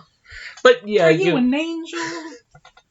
And then Anakin's repairing stuff to get his mind off of his dead mother, and Padme comes to talk to him. Also, we run into the boy C-3PO here. Oh, yeah, he's just chilling he's just there, because Shmi had him. Mm-hmm. So C-3PO's there. And then Padme comes to talk to him, and of course... She's in a different outfit. Yeah. Is this her last one? Is this where she's in the white outfit? Is this when she's finally in the white outfit? Or is she still in the midriff one here? Oh, the white outfit's next. She's still in the midriff. Okay. We're about to be in the final Padme outfit. I know. We're devastated, too. But, so, she's talking to him, and Anakin gets really mad, because, again, his mom just died. And he has the line of not just the men, the women, and the children, too. And then he's like, it's all Obi-Wan's fault that I'm not strong enough, and he's all angry. Teen angst. Teen angst. But it makes sense. Anakin's going through a lot, and he's already an emotional guy. Yeah, he's very how much I wear my emotions on my sleeve kind of yes guy, which I kind of like. I like those kind of people. And so he they have that little talk. Don't throw my hand signals back at me. Well, I know, I was messing around. So then we get the message from Obi-Wan. Yes. R2 comes up during the funeral. After the funeral. And we get the message from Obi-Wan, which we talked about already. And they send that message to Coruscant. And Mace Windu says, Anakin, stay where you are and protect the Queen. No matter what. Protect the Senator at all costs. Protect the Queen. Senator. Queen. Senator. Thank you. I thought you'd say Queen. But, no. She's a senator. Rebellion's rebels on hope, man. But yeah. Then and we get another baller-ass Padme moment. And Anakin's like, I want to help Obi-Wan, but the council told me to stay here. Yes. And Padme says, well, I'm going to help Obi-Wan, so if you're going to protect me, you better come with. And then Anakin has a shit-eating grin on his face. And then he's just like, oh, you. And you're like, and then at the moment I'm like, Anakin, I understand why you love her. She's a badass. Well, I always got why he liked her. Oh, yeah. Padme. And they go off. And the Padme's logic here is that Coruscant is really far from Geonosis. Mm-hmm. That's why Obi-Wan couldn't get a message to Coruscant. Yeah. And so Geonosis is closer to Tatooine. So Padme's logic is, well, the Republic won't get there in time. We have to go and get him. We're a Jedi Knight and a girl who's in a new outfit that's badass with a gun. In her white outfit. Her best outfit. Easily. And then they go, and then let's just go to the droid factory scene. Well, that's where it lands. They land in the droid factory. They bring C-3PO and R2-D2 with them. This is the point in the movie where literally it's pretty much amazing the rest of the movie. Yeah, this is where it finally picks up, and stays good for the rest of the film. I personally have a deep love for this whole movie for many reasons. Yes. And his acting not being one of them. But I just love this movie so much, man. I know. I just love it so you do. Much. It's okay. Well, this is the movie. This movie's the reason I love Star Wars. Legitimately. I get it. This is the movie you're gushing over. Next week will be mine. God, man, fucking Padme, fucking Obi-Wan's hair. I like things for the most petty reasons, though. Gee, I never noticed. Hair, I love you. Gee, I never noticed. Oh man. So they get to the droid factory, and they get separated because it's a big ass factory. And they take C-3PO with them. They just take him. Yeah, they were Uncle Owen and Aunt Beru's and Uncle Cleve. Cleve Lars. Lars' droid. And they just took him. They just took him. They paid for him, but they took him. He was Anakin's anyway. C-3PO followed them onto the ship because he was talking to R2, and then they just flew away. That's Anakin's version of squatting. You know what I mean? You live in my house long enough, I can't legally kick you out. That was my droid. I built him. I'm just gonna take him until he's legally mine. You know. Jeez. Kind of. But he is his. And they need 3PO for the hijinks here. Yes. This is a fun little scene. I enjoy this scene. It's nice. C-3PO's head falling off, them putting a Clanka head on him. And then his head being put on a Clanka. Yeah, and then there's that thing that you were saying where Anakin's lightsaber, what does it do? Yeah, because obviously, they have, the props that have the blades on them, so they know where they're swinging, so they're not just swinging a hilt. And Hayden's blade gets caught on his cloak at one part while he's, slashing, machinery, and you can see him, trying to pull it out because it gets stuck. It's funny that made the final cut. I mean, you have to really be paying attention to notice it. But once you notice it, you'll never unsee it. Mm-hmm. And then, yeah, there's just hijinks. Padme jumps in a giant bowl. They got to get her out of there before it jumps lava in it. Yeah, it's just a fun chase scene. Little hijinks. Very enjoyable time.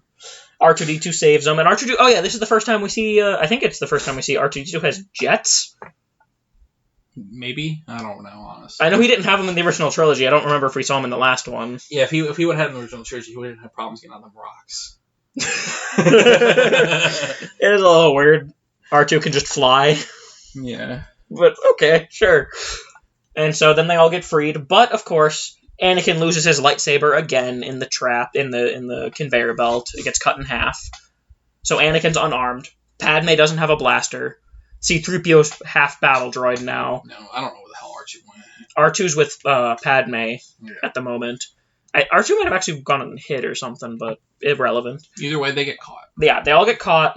Some GOs capture Padme, and then some droid and Jango capture Anakin. So everyone's been caught. Everyone. The whole squad. We forgot one thing here.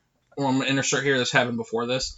The Chancellor, they need to secure the clone army. So the Chancellor, they're like, we need to give emergency supreme powers to the Chancellor. And then he's like, I don't know if that's a good idea, but who would even suggest that? Too bad the Queen of Naboo's not here. So do you know who does it? Misa! Jar Jar Binks. Because Padme named Jar Jar her replacement while she's gone. So he goes on the stage, hello, Dello Feligits. My boy. Mwah. True artistry. True artistry. This is cinema. And then they take a vote. He suggests that he gets emergency powers so he could take in the clone army. And everyone's down for it. They're cheering. The things with the ball chin are doing their dance. and everyone's going, Palpatine! Yeah, everyone's chanting. And they're like, man, this guy's going to lead us into the glory days. We're going to have an army. We have the Jedis. Nothing can stop us. Nothing. And I love Palpatine's line of I love democracy. I love the Republic. As soon as this conflict is over, I will lay down these powers. Such a master manipulator. Such a good joke. He's funny. He's such a funny boy. He's funny. And then, yeah. But we also did miss another... we might actually be in the right timeline here. But, we're all in one timeline now, Dan. Well, yes, but I mean, before the Colosseum, there was another conversation between Dooku and Obi-Wan. I think we talked about that with Obi-Wan. No, we didn't talk with him and Dooku talking to each other. Oh, okay. What did they say, Dan? I don't remember. It was so Obi-Wan's held in like a weird he's suspension thing, and they're talking where he's like spinning around. Doesn't he try to get him to join the dark side? Yeah. So Dooku comes in, and Dooku is like, "They've gone too far this time. I didn't know that they had you captive here. I will discuss with them immediately and secure your release." You know, he's like, he has the nice guy facade, and he's like, "Obi-Wan, I'm gonna be real with you here. The Senate is under the control of Darth Sidious. The Jedi can't sense it, but I know the truth because Newt Gunray came to me because I left the Jedi Order. If you join me, we can overpower Sidious, and we can save the galaxy. We will become the new tag team champions of the world." And, of course, Obi-Wan says no. Surprise, surprise. Yeah, surprise, surprise, good guy wouldn't join the bad guy. Yeah. But the interesting thing that I like about this scene, nothing Dooku says here is a lie. He's completely telling Obi-Wan the truth. Yeah. Sidious is in control. And Obi-Wan is probably pretty sure that he's manipulating him. Yes, Obi-Wan is like, well, he's evil, so he's trying to manipulate me. But no, he's telling that because Dooku likes Obi-Wan because he liked Qui-Gon, and Qui-Gon liked Obi-Wan. And Obi-Wan apparently likes Anakin, I guess. I guess they're okay. He's but kind of creepy sometimes. So and then Obi-Wan's like, Qui-Gon would have never joined you, and Dooku's like, well, Qui-Gon was my apprentice, so he might have joined me. They have that little debate, and then when Obi-Wan tells him he's not going to join him, Dooku looks back and says, you know, I don't know if I'll be able to get you free, and then just leaves.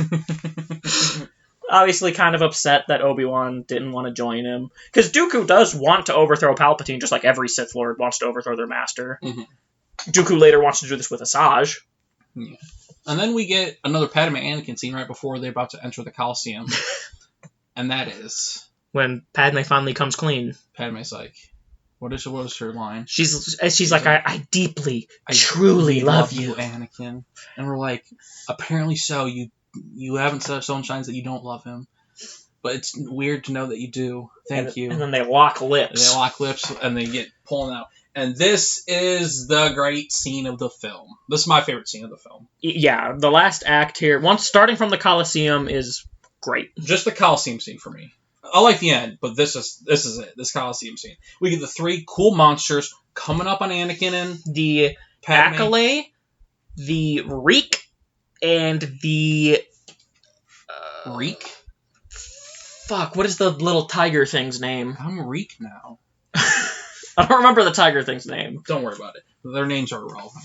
So they're all chained up, and they're trying to figure out what to do, and Anakin's like, we gotta protect Padme, and Obi-Wan has a great line of, I think she's on top of things, but she's already on top of the pillars. She's already climbing the thing. Because Padme, like I said, she's killing this movie. She's the all-star right now. She's making the moves, doing the things she needs to do. She's coming up clutch. She's jumping on things. You can also... and then chaos ensues. You can also see, before they're chained to the things, you see Padme pull something out of her pocket and put it in her mouth. That's how she frees herself. Yeah. To start climbing the thing. Mm-hmm. And then just battle begins. They're fighting. They're getting chased by the things. They're holding on. It's chaos. Padme's shirt gets ripped. She gets cut in the back by the tiger, like the zebra tiger thing. And then somehow her whole front of her shirt comes off. And as the fight progresses, her shirt gets shorter and shorter and shorter until it's really up to her under boob and she can't do anything else. It can't literally get shorter physically for the rating of the film. Yeah. And then we really don't need to describe the battle. It's just a fun battle. The shit happens. Mace Windu.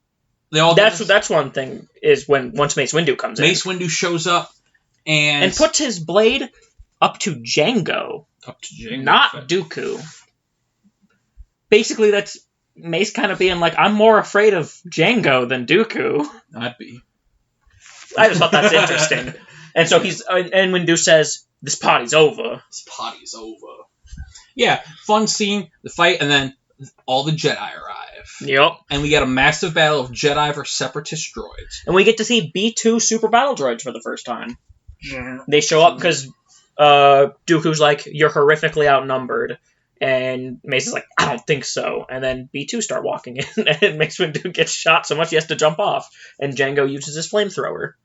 Hell yeah. And then the fight continues. Big-ass fight. It's a big-ass fight. Really it's a lot cool. of fun, cool stuff happening, and then... This is what I wanted more of the battle droid scenes to be of in Episode 1. Like, when it's like on a big scale like this, it looks a lot better. One of my favorite parts of this scene is when Obi-Wan kills the, is it the tiger thing? The Accolade, the big spider The big spider. His hair is perfect. He spins the lightsaber a few times and fucking stabs it down in him. Yeah, and it's just gorgeous. He cuts off 2 of its legs, and then it, like, falls, and he has that cool spin. It just looks so cool. And he looks like... His hair's flowing. Yeah, his hair's, like, beautiful, and he looks a little angry, because that thing's been hunting him for a while now. Yeah. And then... Mace Windu vs. Jango happens. Those are the 2 big moments, I think, of this whole sequence. Yes. Obviously, things are fighting. That happens. And then... Jango goes down really fast. He was... Well, what do you expect? The dude has a lightsaber. Well, also, what do you expect? It's Mace Windu. And Mace Windu had the most suave cut I'd seen. He's like... He fucking just flings his lightsaber, cuts his head clean off, and just the motion of his arm is perfect. He spins a little bit, too, with it. It's like... And just... Whoop! Straight off. Yep, and then that's that. Jango's dead. Boba saw it. And Dooku has like that little face where he's like really shocked that Boba just watched Jango die. He's like, oh, God damn it, what's happening? He's like, I'm too civilized for this. Mm-hmm. And then they start closing, they get closer and closer, and then the clone army arrives. Yoda with the ships arriving. Around the survivors, a perimeter create. That's Yoda's line. I don't like that line. That's the most fucked Yoda line of all time. That hurts my brain. But like, yeah, so it's like the Jedi are getting killed slowly throughout this whole battle because, as Dooku said, they are heavily outnumbered. Okay. And they get pushed back and stuff. Yeah. So then the clone army comes and saves them, and we have another cool fight. Clones versus Clankers. A lot of cool vehicles in this fight. Yes. That's the best part about this fight. I have a lot of cool vehicles, clones are being cool, shit's happening. ATTEs, the big spider droids, Hellfire tanks, you have the whole shebang. Yeah. Constantly good stuff happening here. LAAT dropships. Yeah. Those are awesome. I don't know the names of any of these ships. I just love them so much. The prequel ships, best ships. Have you seen the Millennium Falcon?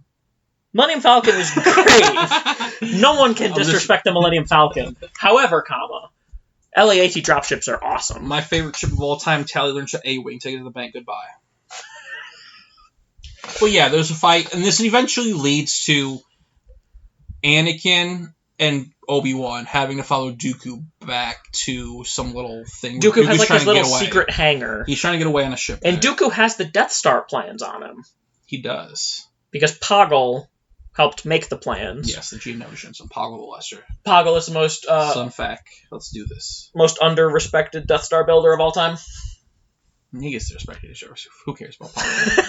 No one cares. And then we got, Padme falls off the ship. Yeah, Padme falls off the ship, and Anakin's like, we gotta go back for her! I don't care! Put the ship down! Put the ship down! And then Obi-Wan has to be like, what would Padme want? Do your duty. And then they follow him there, and then they begin the fight. Where we get one of the worst shots in a lightsaber fight of all time. Where it's literally close-ups of Obi-Wan's and Count Dooku's face. No, Anakin. Yeah, so that's what I meant. Count Dooku and Anakin's face. And it's literally just a lightsaber swinging in front of their face. Like, it just keeps going back and forth. Like, what is happening? You did miss one thing. I know. We're not going to go over every little plot detail. But... No, but there's one great scene I want to mention. What? What I miss? Right before the fight starts, and Obi-Wan says, we'll take him together. You go slowly on the left. And he goes, no, I'm taking him now, and runs at him, and Dooku just force blasts him into the wall with lightning. That's a cool scene. It's so funny, because Anakin spends this whole movie being so arrogant and like so full of himself, and Dooku just throws him into the wall. Mm-hmm.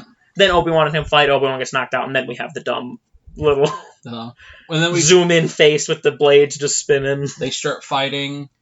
Obi-Wan's down. Obi-Wan got hit in like the side of the arm and the leg.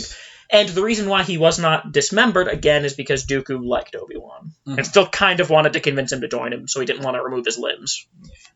Anakin fights him, then gets his arm cut off. Yes. And then, of course, Yoda coming up clutch, showing up, helping. Cool little, really cool fight. I know a lot of people don't like when Yoda fights. Yoda jumps. I don't know if I like it. I don't hate it, but I don't love it. I love it so much because he's so wily. See, the one thing I love about I do love about this scene, and one of the things I like about Yoda is because I remember watching this for the first time as a kid and being like, I didn't, as a kid watching this, I'm like, what's this old dude's going to try to fight this guy? This old little, like, short little dude, and then you saw him, like, jump around and fight, and then using the Force, like, holy shit, this is the first time I realized how powerful Yoda was as a kid watching. Yeah. Because he's, like, holding up the giant thing, you're like, holy shit. And he absorbs Force lightning. Yeah, and shoots it back, and... Yeah. This is one of the first times, like, I think I remember, like, realizing how cool Yoda was. I don't personally like Yoda that much. He's fine. But this is one of those moments where I'm like, Yoda's cool. This is the moment... As this being my first Star Wars movie I'd seen before. See, for me, this is where I really liked Yoda as a kid, because Yoda's up there for me. I really like Yoda.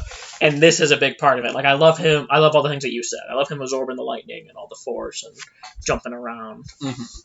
So, yeah, and then Dooku escapes.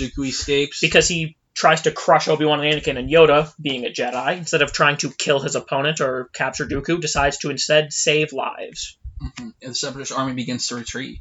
Yes. The battle has been won. That was a victory, Obi-Wan says. But Yoda's like, a victory? Not a victory. This has begun the Clone Wars. The Clone Wars has. And then, yeah, there's not much happens after that. You have that cool shot of, like, all the Venators taking off with the huge clone army going into all of them because they're about to spread about the galaxy. But, yeah, not too much happens from here on. Yeah. The final scene, though. Are we ready for the final scene? Nothing else in between? I don't think anything else major happens. No, I don't think there's anything else important. Like, we covered most of it. The final scene. Anakin, Padme, back at the spot where he touched her back so creepily that beautiful day on Naboo. It is another beautiful day on Naboo. I'm not reading anything, by the way. It may sound like I'm reading, but I'm not. This is what it tells. It's their wedding day. Padme's wearing a beautiful dress. Anakin's got his new robotic arm. It's not fully completed yet, so he just has, like, the bone part of it. Yeah. And they're getting married. They're laughing. They're smiling. R2 and C-3PO are there to witness, because you need witnesses. The flower girl and ring bearer. And, yeah, the final shot is always a ceremony. This one was a wedding ceremony. And, yeah, they're having a good time. A lot of fun. Happy for them kids. Apparently they love each other. Good for them. I don't see how they love each other, but... I always root for love. I don't. So, yeah. End of scene. Music plays. Best Star Wars movie of all time. Wrong. Well, like I said, though, overall final thoughts of the film. I personally have so much nostalgia for this film that it hurts. Would you say that the nostalgia for this film is in your heart, tearing your soul apart? I wish I didn't feel this way. But yeah, I personally love this movie a lot. I'm like the only one that I know of our group that like enjoys this film. I like this film. You like it, but I like unabashedly love it. Yeah, you love it. I like this film because it's Star Wars. I like every Star Wars movie. I like the Jango fight, the Zam chase, some of the Anakin and Padme stuff is okay. I think Padme is the star of this movie. Her and Obi-Wan. Anything on Geonosis. Geonosis was for the battle. This is just a fun movie to watch. I was never bored during this movie. I just really enjoy it. I was really bored during the Anakin and Padme lovey-dovey, but... That's you anytime people care about each other. I was bored... No, I was bored of how creepy it was. Yeah. It was creepy. Some of it. A lot of it. Not 100% of it. Not 100%, but a lot of it. A lot of it. And yeah, so... That was The Phantom Menace. Dan, did you enjoy rewatching The Phantom Menace? Attack of the Clones.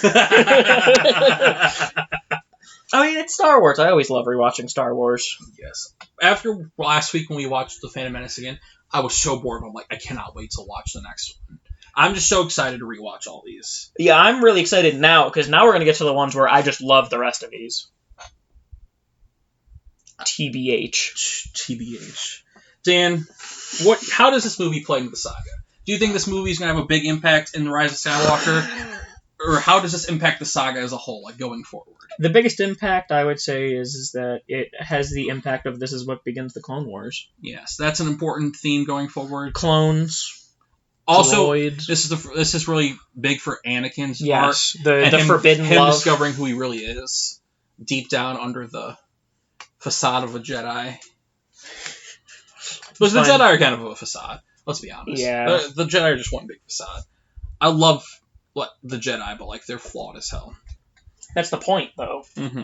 And that's why I like the prequel story.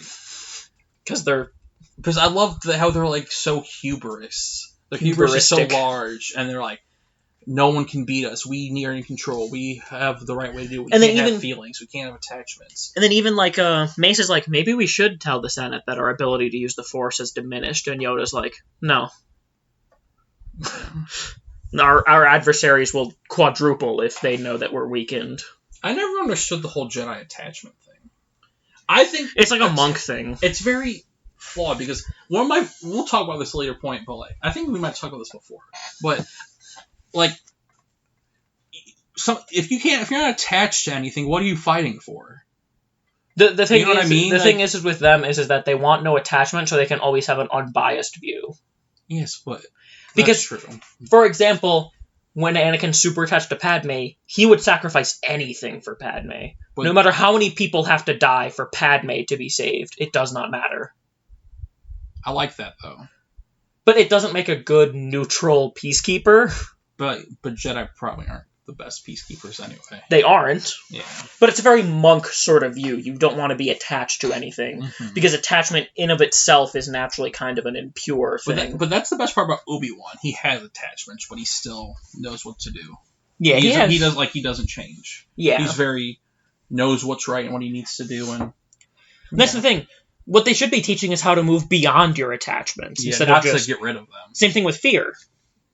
The whole thing should be, it shouldn't be, you're not supposed to feel fear. It should be, you're afraid, but here's how you get beyond it. Mm-hmm.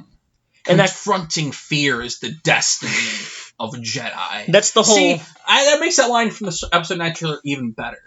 Yeah, because they're so flawed. They're so flawed in these films that they're not confronting their fear.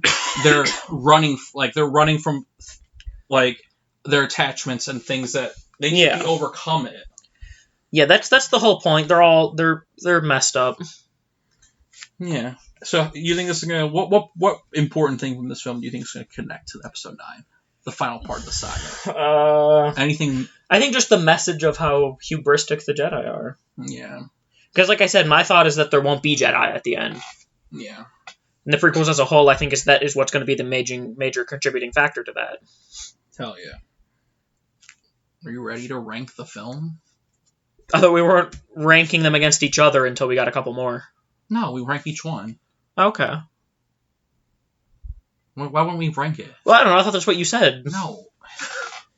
We won't make a graphic for it till then, I said. Oh, I don't know. I thought you... Dan, where do you rank this among the films we've watched so far? Like me personally or the group? Wait, you personally? Me personally? Yeah, so that's what we're talking about. See, it's hard. Because this 1 and 1 I put on pretty much the same level. Because... 2, to me, has higher highs and lower lows. I don't think anything's as low as episode 1. Yeah, I put them on about the same spot, though, for me personally. No, is this movie better than The Phantom Menace? I say yes. For our rankings. I think it's a better movie. I'd say it's a better movie, but I don't like it more. I find that fascinating. Because when things are, like, creepy, I just... Like, that just unsettles me so much that it makes the film so much worse in my eyes. I'd rather be creeped out than bored. I can agree with that to an extent. The thing is just... I'm the complete opposite. I like things that make me feel something. I'd rather feel creeped out. I'd rather feel unsettled. I'd rather feel happy. I'd rather feel mad. I don't want to feel nothing. And The Phantom Menace made me feel nothing for most of the film. Except chuckle at the bad writing. See, yeah, but I don't... It just makes me uncomfortable. And I don't like being... I'd rather be bored than uncomfortable. Well, clearly. So where are we putting this? 1 or 2? I say 2. We're putting it above Phantom Menace for our official. For our official rank. Because I can concede that it is a better film than 1. It's definitely a better film. The CGI, we didn't even talk about that. The CGI is so much better in this movie. It's still not great, but... Well, obviously, but, like... It's a lot better. It's not as noticeable as 1. There's a couple of weird-looking scenes, like, particularly in, like, the Jedi Temple and stuff, looks a little weird. Okay. So our official rankings. Number 1, Attack of the Clones. I can't believe... That's a great line. It's the only time we'll say that. We're never reviewing any other movies. At number 2, The Phantom Menace. There we go. We're ranking them. Now you ready to... Last week we were like, we're going to rank all the lightsaber fights from each movie and then rank them. But I feel like we need to rank all the fights. Just in general. Every important fight. Every important fight. And in this movie, we have 3 important fights. Yeah, well, so, like, also one thing I want to say is that this isn't, like, battles, per se. Like, it's not like, because otherwise you could say the battle at Geonosis with all the clones and all the droids. Oh, no. This is more of, like, smaller scale. More personal. Yeah, more personal. Not necessarily one-on-ones, but of smaller categories. Yes. Number 1 on our list right now is Duel of the Fates, we'll call it. Yes. What else do you call it? That's what it's called. That sequence. And we have 3 more to rank in this one. We got Dooku versus Anakin, Yoda, and Obi-Wan. Yes. We got Jango versus Obi-Wan. And we got the Coliseum fight. Against the creatures? Against the creatures and, like, the Jedi fighting the droids in the Coliseum. And, like, everything that happens in the dome. Okay. Everything that happens in the dome. Is Duel of the Fates still number 1 for you? Yes.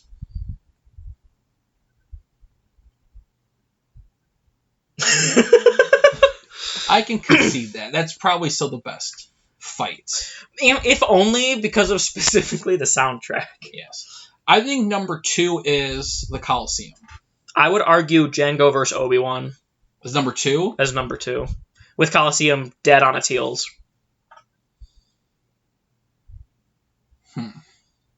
Definitely the Dooku one's last. Simply because we never again have a good fight with a bounty hunter. That's fair. And I like that because I want to see like. But Padme's shirt gets shorter in the other fight. But that's enough to live for. But I love when people I love the Force. But I also don't want it to be so one-sided that a Force user wins every fight no matter what. Mm. And I like when someone else can be so competent that they can fight a Jedi. Okay, I can agree with that. I like the Coliseum fight better, but I'm okay with that being... As long as Coliseum's number 3. Yeah, Coliseum is right on its heels, though. Okay. So number 4, Dooku versus the trio. Number 3, the Coliseum fight. Number 2... Obi-Wan versus Jango Fett. Number 1, Duel of the Fates. There will be a lot of more entries in the next one. Yeah. This list is going to get so chaotic. There's 5 more. We're going to definitely need to make a graphic for this one. Oh, I already have some gears turning. Okay. I know the editing was less than stellar in the last one, but... Now time for the Medals of Bravery. This is our segment. Insert song here.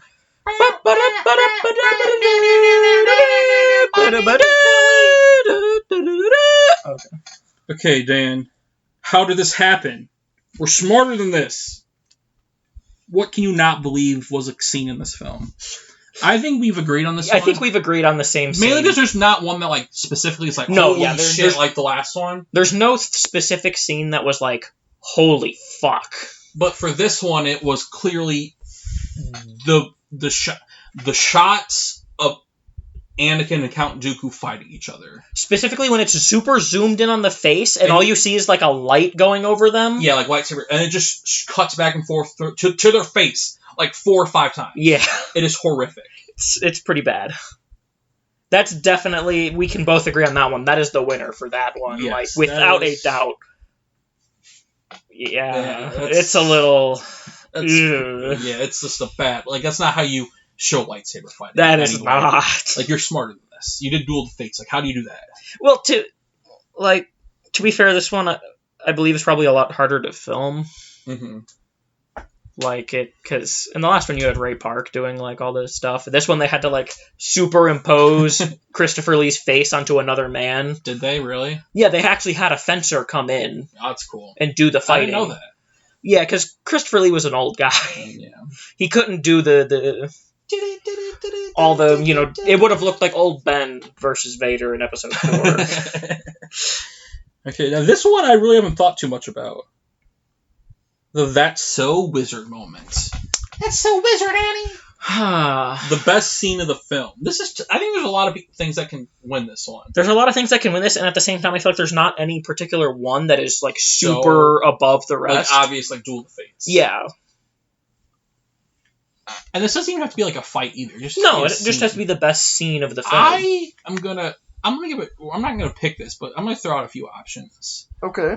Anakin and Padme. Wrong? The scene that we read the quotes for. No. No. I will not budge on that one. What? Let me see here. Well, the Coliseum was an obvious. All the fight scenes. Yeah, all the fight scenes could work. But I kind of would love to give it to not a fight scene. What's a great scene?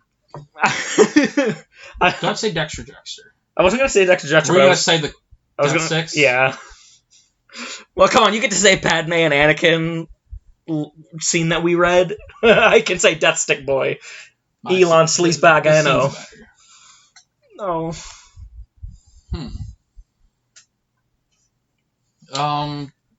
So obviously there's. I think it's either. You know what? No, I know what my vote is. What? Tell me. The Zam Wessel chase scene. Just to give it some respect. Yeah, kind of. But like that whole sequence of like, I don't know if that's too long. It is a long sequence. Yeah. But like I like that whole thing of like, you know, it's like it showcases everything very kind of well. Like Anakin and Obi-Wan's relationship is showed very well.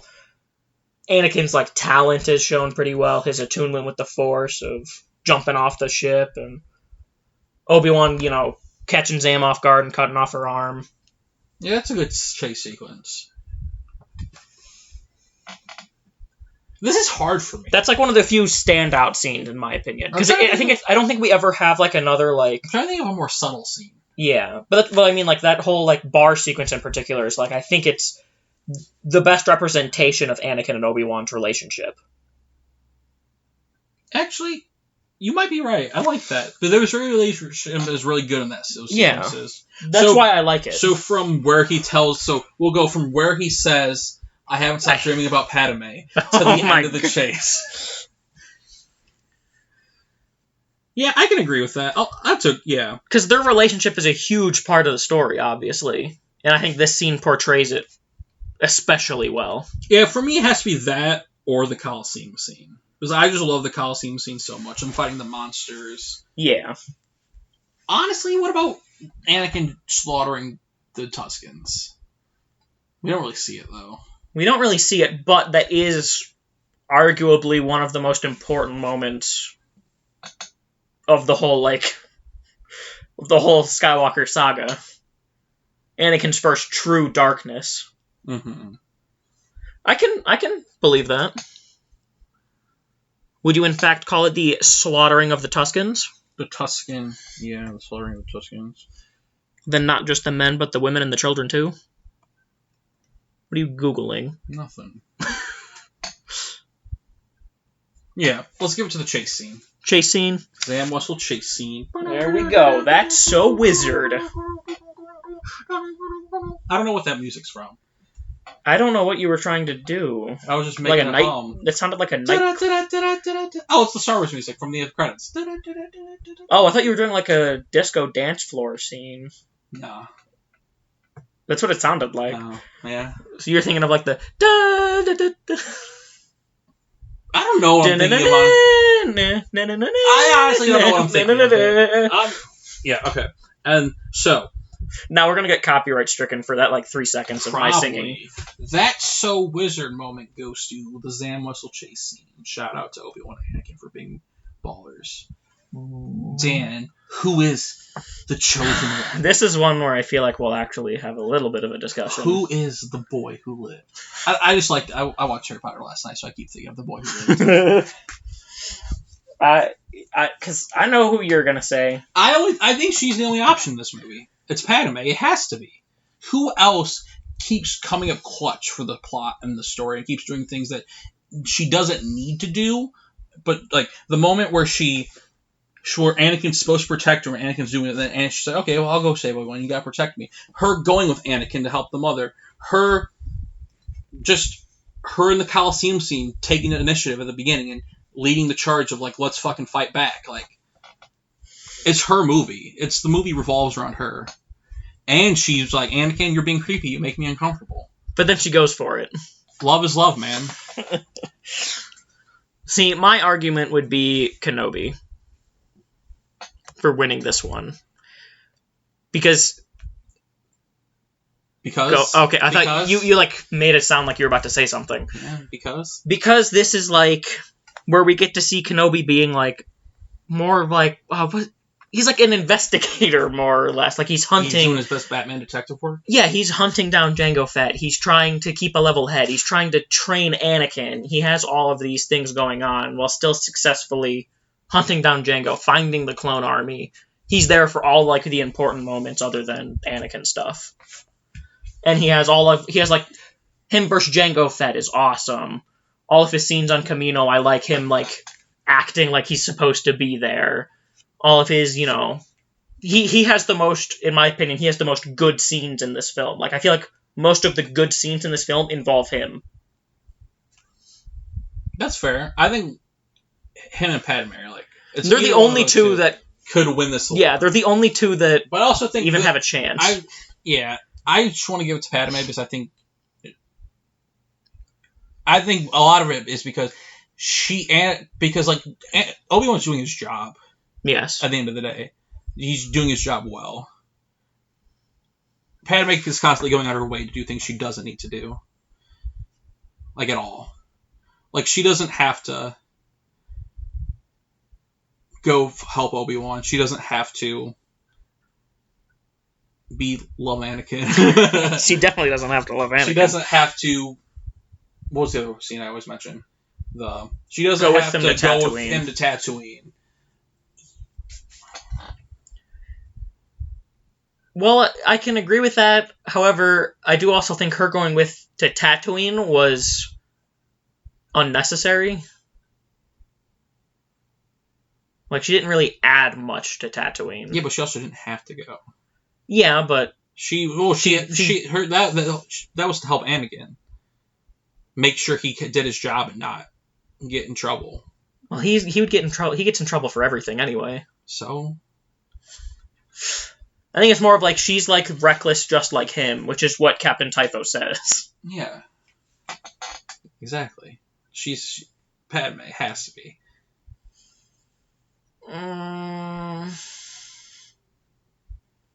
At least we're finally having a debate one, because I feel like we've been too agreeable on all of these. Yeah. I like when we have a little bit of a debate. Mm-hmm. Convince me, then. Convince me it's Obi-Wan. Because it's like I said, it's just, I feel like this is... Obi-Wan steals the show in, like, every scene that he's in this film. I feel the same way about Padme. She's also a part of a lot of the bad scenes. It's not her fault. It's not her fault, though. It's Anakin's fault. Anakin's not the chosen one. Well, yeah. But he's not. He definitely isn't the best character in this film. I just feel like Obi-Wan offers, like... I don't know how to phrase this. This is like the first time I've been stumped on how to phrase something on the podcast. See, Padme, I'll convince you of Padme. Padme, one, she's wearing a different outfit every scene. Props to that. 2, she has the best outfit in this movie, in her thing. 3, her shirt gets shorter and shorter. We see her midriff 3 times. 4, she keeps coming in clutch when we don't need her to. 5, she deals with Anakin well for how weird he is. 6, her jumping up in the Coliseum and like, let's fucking do this shit. Taking initiative. 5, her putting Jar Jar in charge. See, counterpoint, Obi-Wan has the sexy hair. Padme has good hair. Padme does have good hair, but Obi-Wan has the sexiest hair. Also, I feel like necessarily it's not so much that because Padme also like because I also just don't understand her going along with Anakin. Like her loving Anakin. I don't get it. It's not. What do you mean you like Anakin? No, I mean I like Anakin, but there's no reason why she should love him. Who are you to tell a woman who they love? But it's the way she acts. She never like reciprocates until the end, and it just feels so jarring to me. You don't understand. It feels like she's so out of. Dan, name one woman you've met that you understand. Well, that's not fair because I don't know. I only know like 3 women in the planet. And do you understand any of them? I think I understand my mother. Okay, I hope you understand your mother. The rest of them know, though. Listen, this is different. We're supposed to be able to understand characters in a film. Yes. I do not understand Padme for 90% of this film. You don't understand why she loves somebody. I don't think that's fair to be like. Well, I don't think it's not a problem with her loving him. It's a problem that she never even shows like an inkling of it. Yeah. I think there's moments. There was Lincoln's Love in episode 1. That's just pedophilia. Well, they were both kids, so it's not bad. It's still weird, but they're both kids. I just think you hate love. No, I like love when it's well done. This is not well done. Well, obviously, it's not well done, but it's not Padme's fault. It's so jarring. Well, it's like 90% Anakin's fault, and I just don't like how she. I don't understand her thinking. I don't understand her logic behind 90% of the things she does in this film. Like she says, "Don't look at me like that, Anakin," and she says, "You're creeping me out," and then they get married. And then they get married at the end. I don't understand it. Yeah, but I just think Padme's the better character, you know? No, that's not true. See, there's the better character. I feel like it's a tie between them two, but I want to give it to Padme. I think she deserves it because this is her one great film she's in. You know what I'm saying? See, I feel like I would have. See, I feel like if she was going to win any of them, it would have been one. No, that was obviously Qui-Gon's to win. Yes, that was obviously Qui-Gon's. But it's complicated. Yeah. So it's, it's hard to say. So how are we going to break this tie down? I don't know. I feel like this will be like the main one where we actually are like having a point of contention. Like, period. Because I feel like from here on, pretty much any of them, I feel like... I don't know. We need to break the tie. Should we break the tie, Dan? What are you... Should we break the tie? Should we? That might be the best way to do it. Yes or no? Yeah. I don't know if that's a good... I don't know if we should, though. You want to? I would say so, because neither of us really want to budge. Okay. I don't know if I should do this. You know what I mean? Yeah, I feel you. Okay. I want to, though. You want I should do it? Huh? You want I should do it? No. Okay.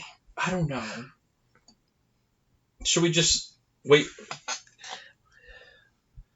I don't know what to do right now. We've come at an impasse. We've come to an impasse.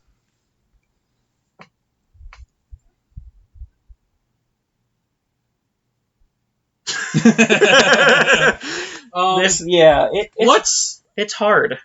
Let's just... Are we going to put an addendum on this? Let's put an addendum on this and pick it up at the beginning of the next episode. And finish the debate? And finish the debate. Wait, I feel like we should pick a winner, though. Pick a winner. What should I? So, Dan, we don't know who's the tie. We don't know. I don't think we'll come to a settlement on this. No. So we're gonna call one of our friends who knows nothing about Star Wars and break the tie. Yes. Okay.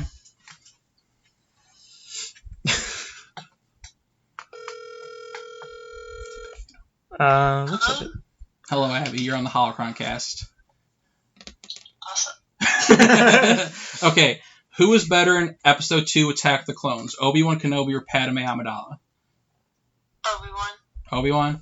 Obi-Wan. Are you sure? I can't convince you it's Padme? I'm pretty sure I like Obi-Wan more. Okay. Okay, thank you. Yes. Thank you very much. Alright, talk to you guys later. Okay, bye. Okay, bye. Okay, Dan, it's decided. Our tiebreaker. Obi-Wan Obi-Wan Kenobi. is the chosen one. I can concede that Padme is He was my second choice anyway. Padme was my second choice. Okay, it's Obi-Wan. It like... The chosen one is Obi-Wan. is Obi-Wan. Okay. Yeah. Yeah. So... That has been the Holocron-Cast episode 5. I almost said 4 again. I keep wanting to say episode 2, because that's the movie we watched. Yeah. So thank you guys for watching. Let us know what you think. Who should have won the awards? Comments, like, subscribe. Like, favorite, subscribe. Follow us on Twitter. You know the spiel. And thank you for watching. Goodbye.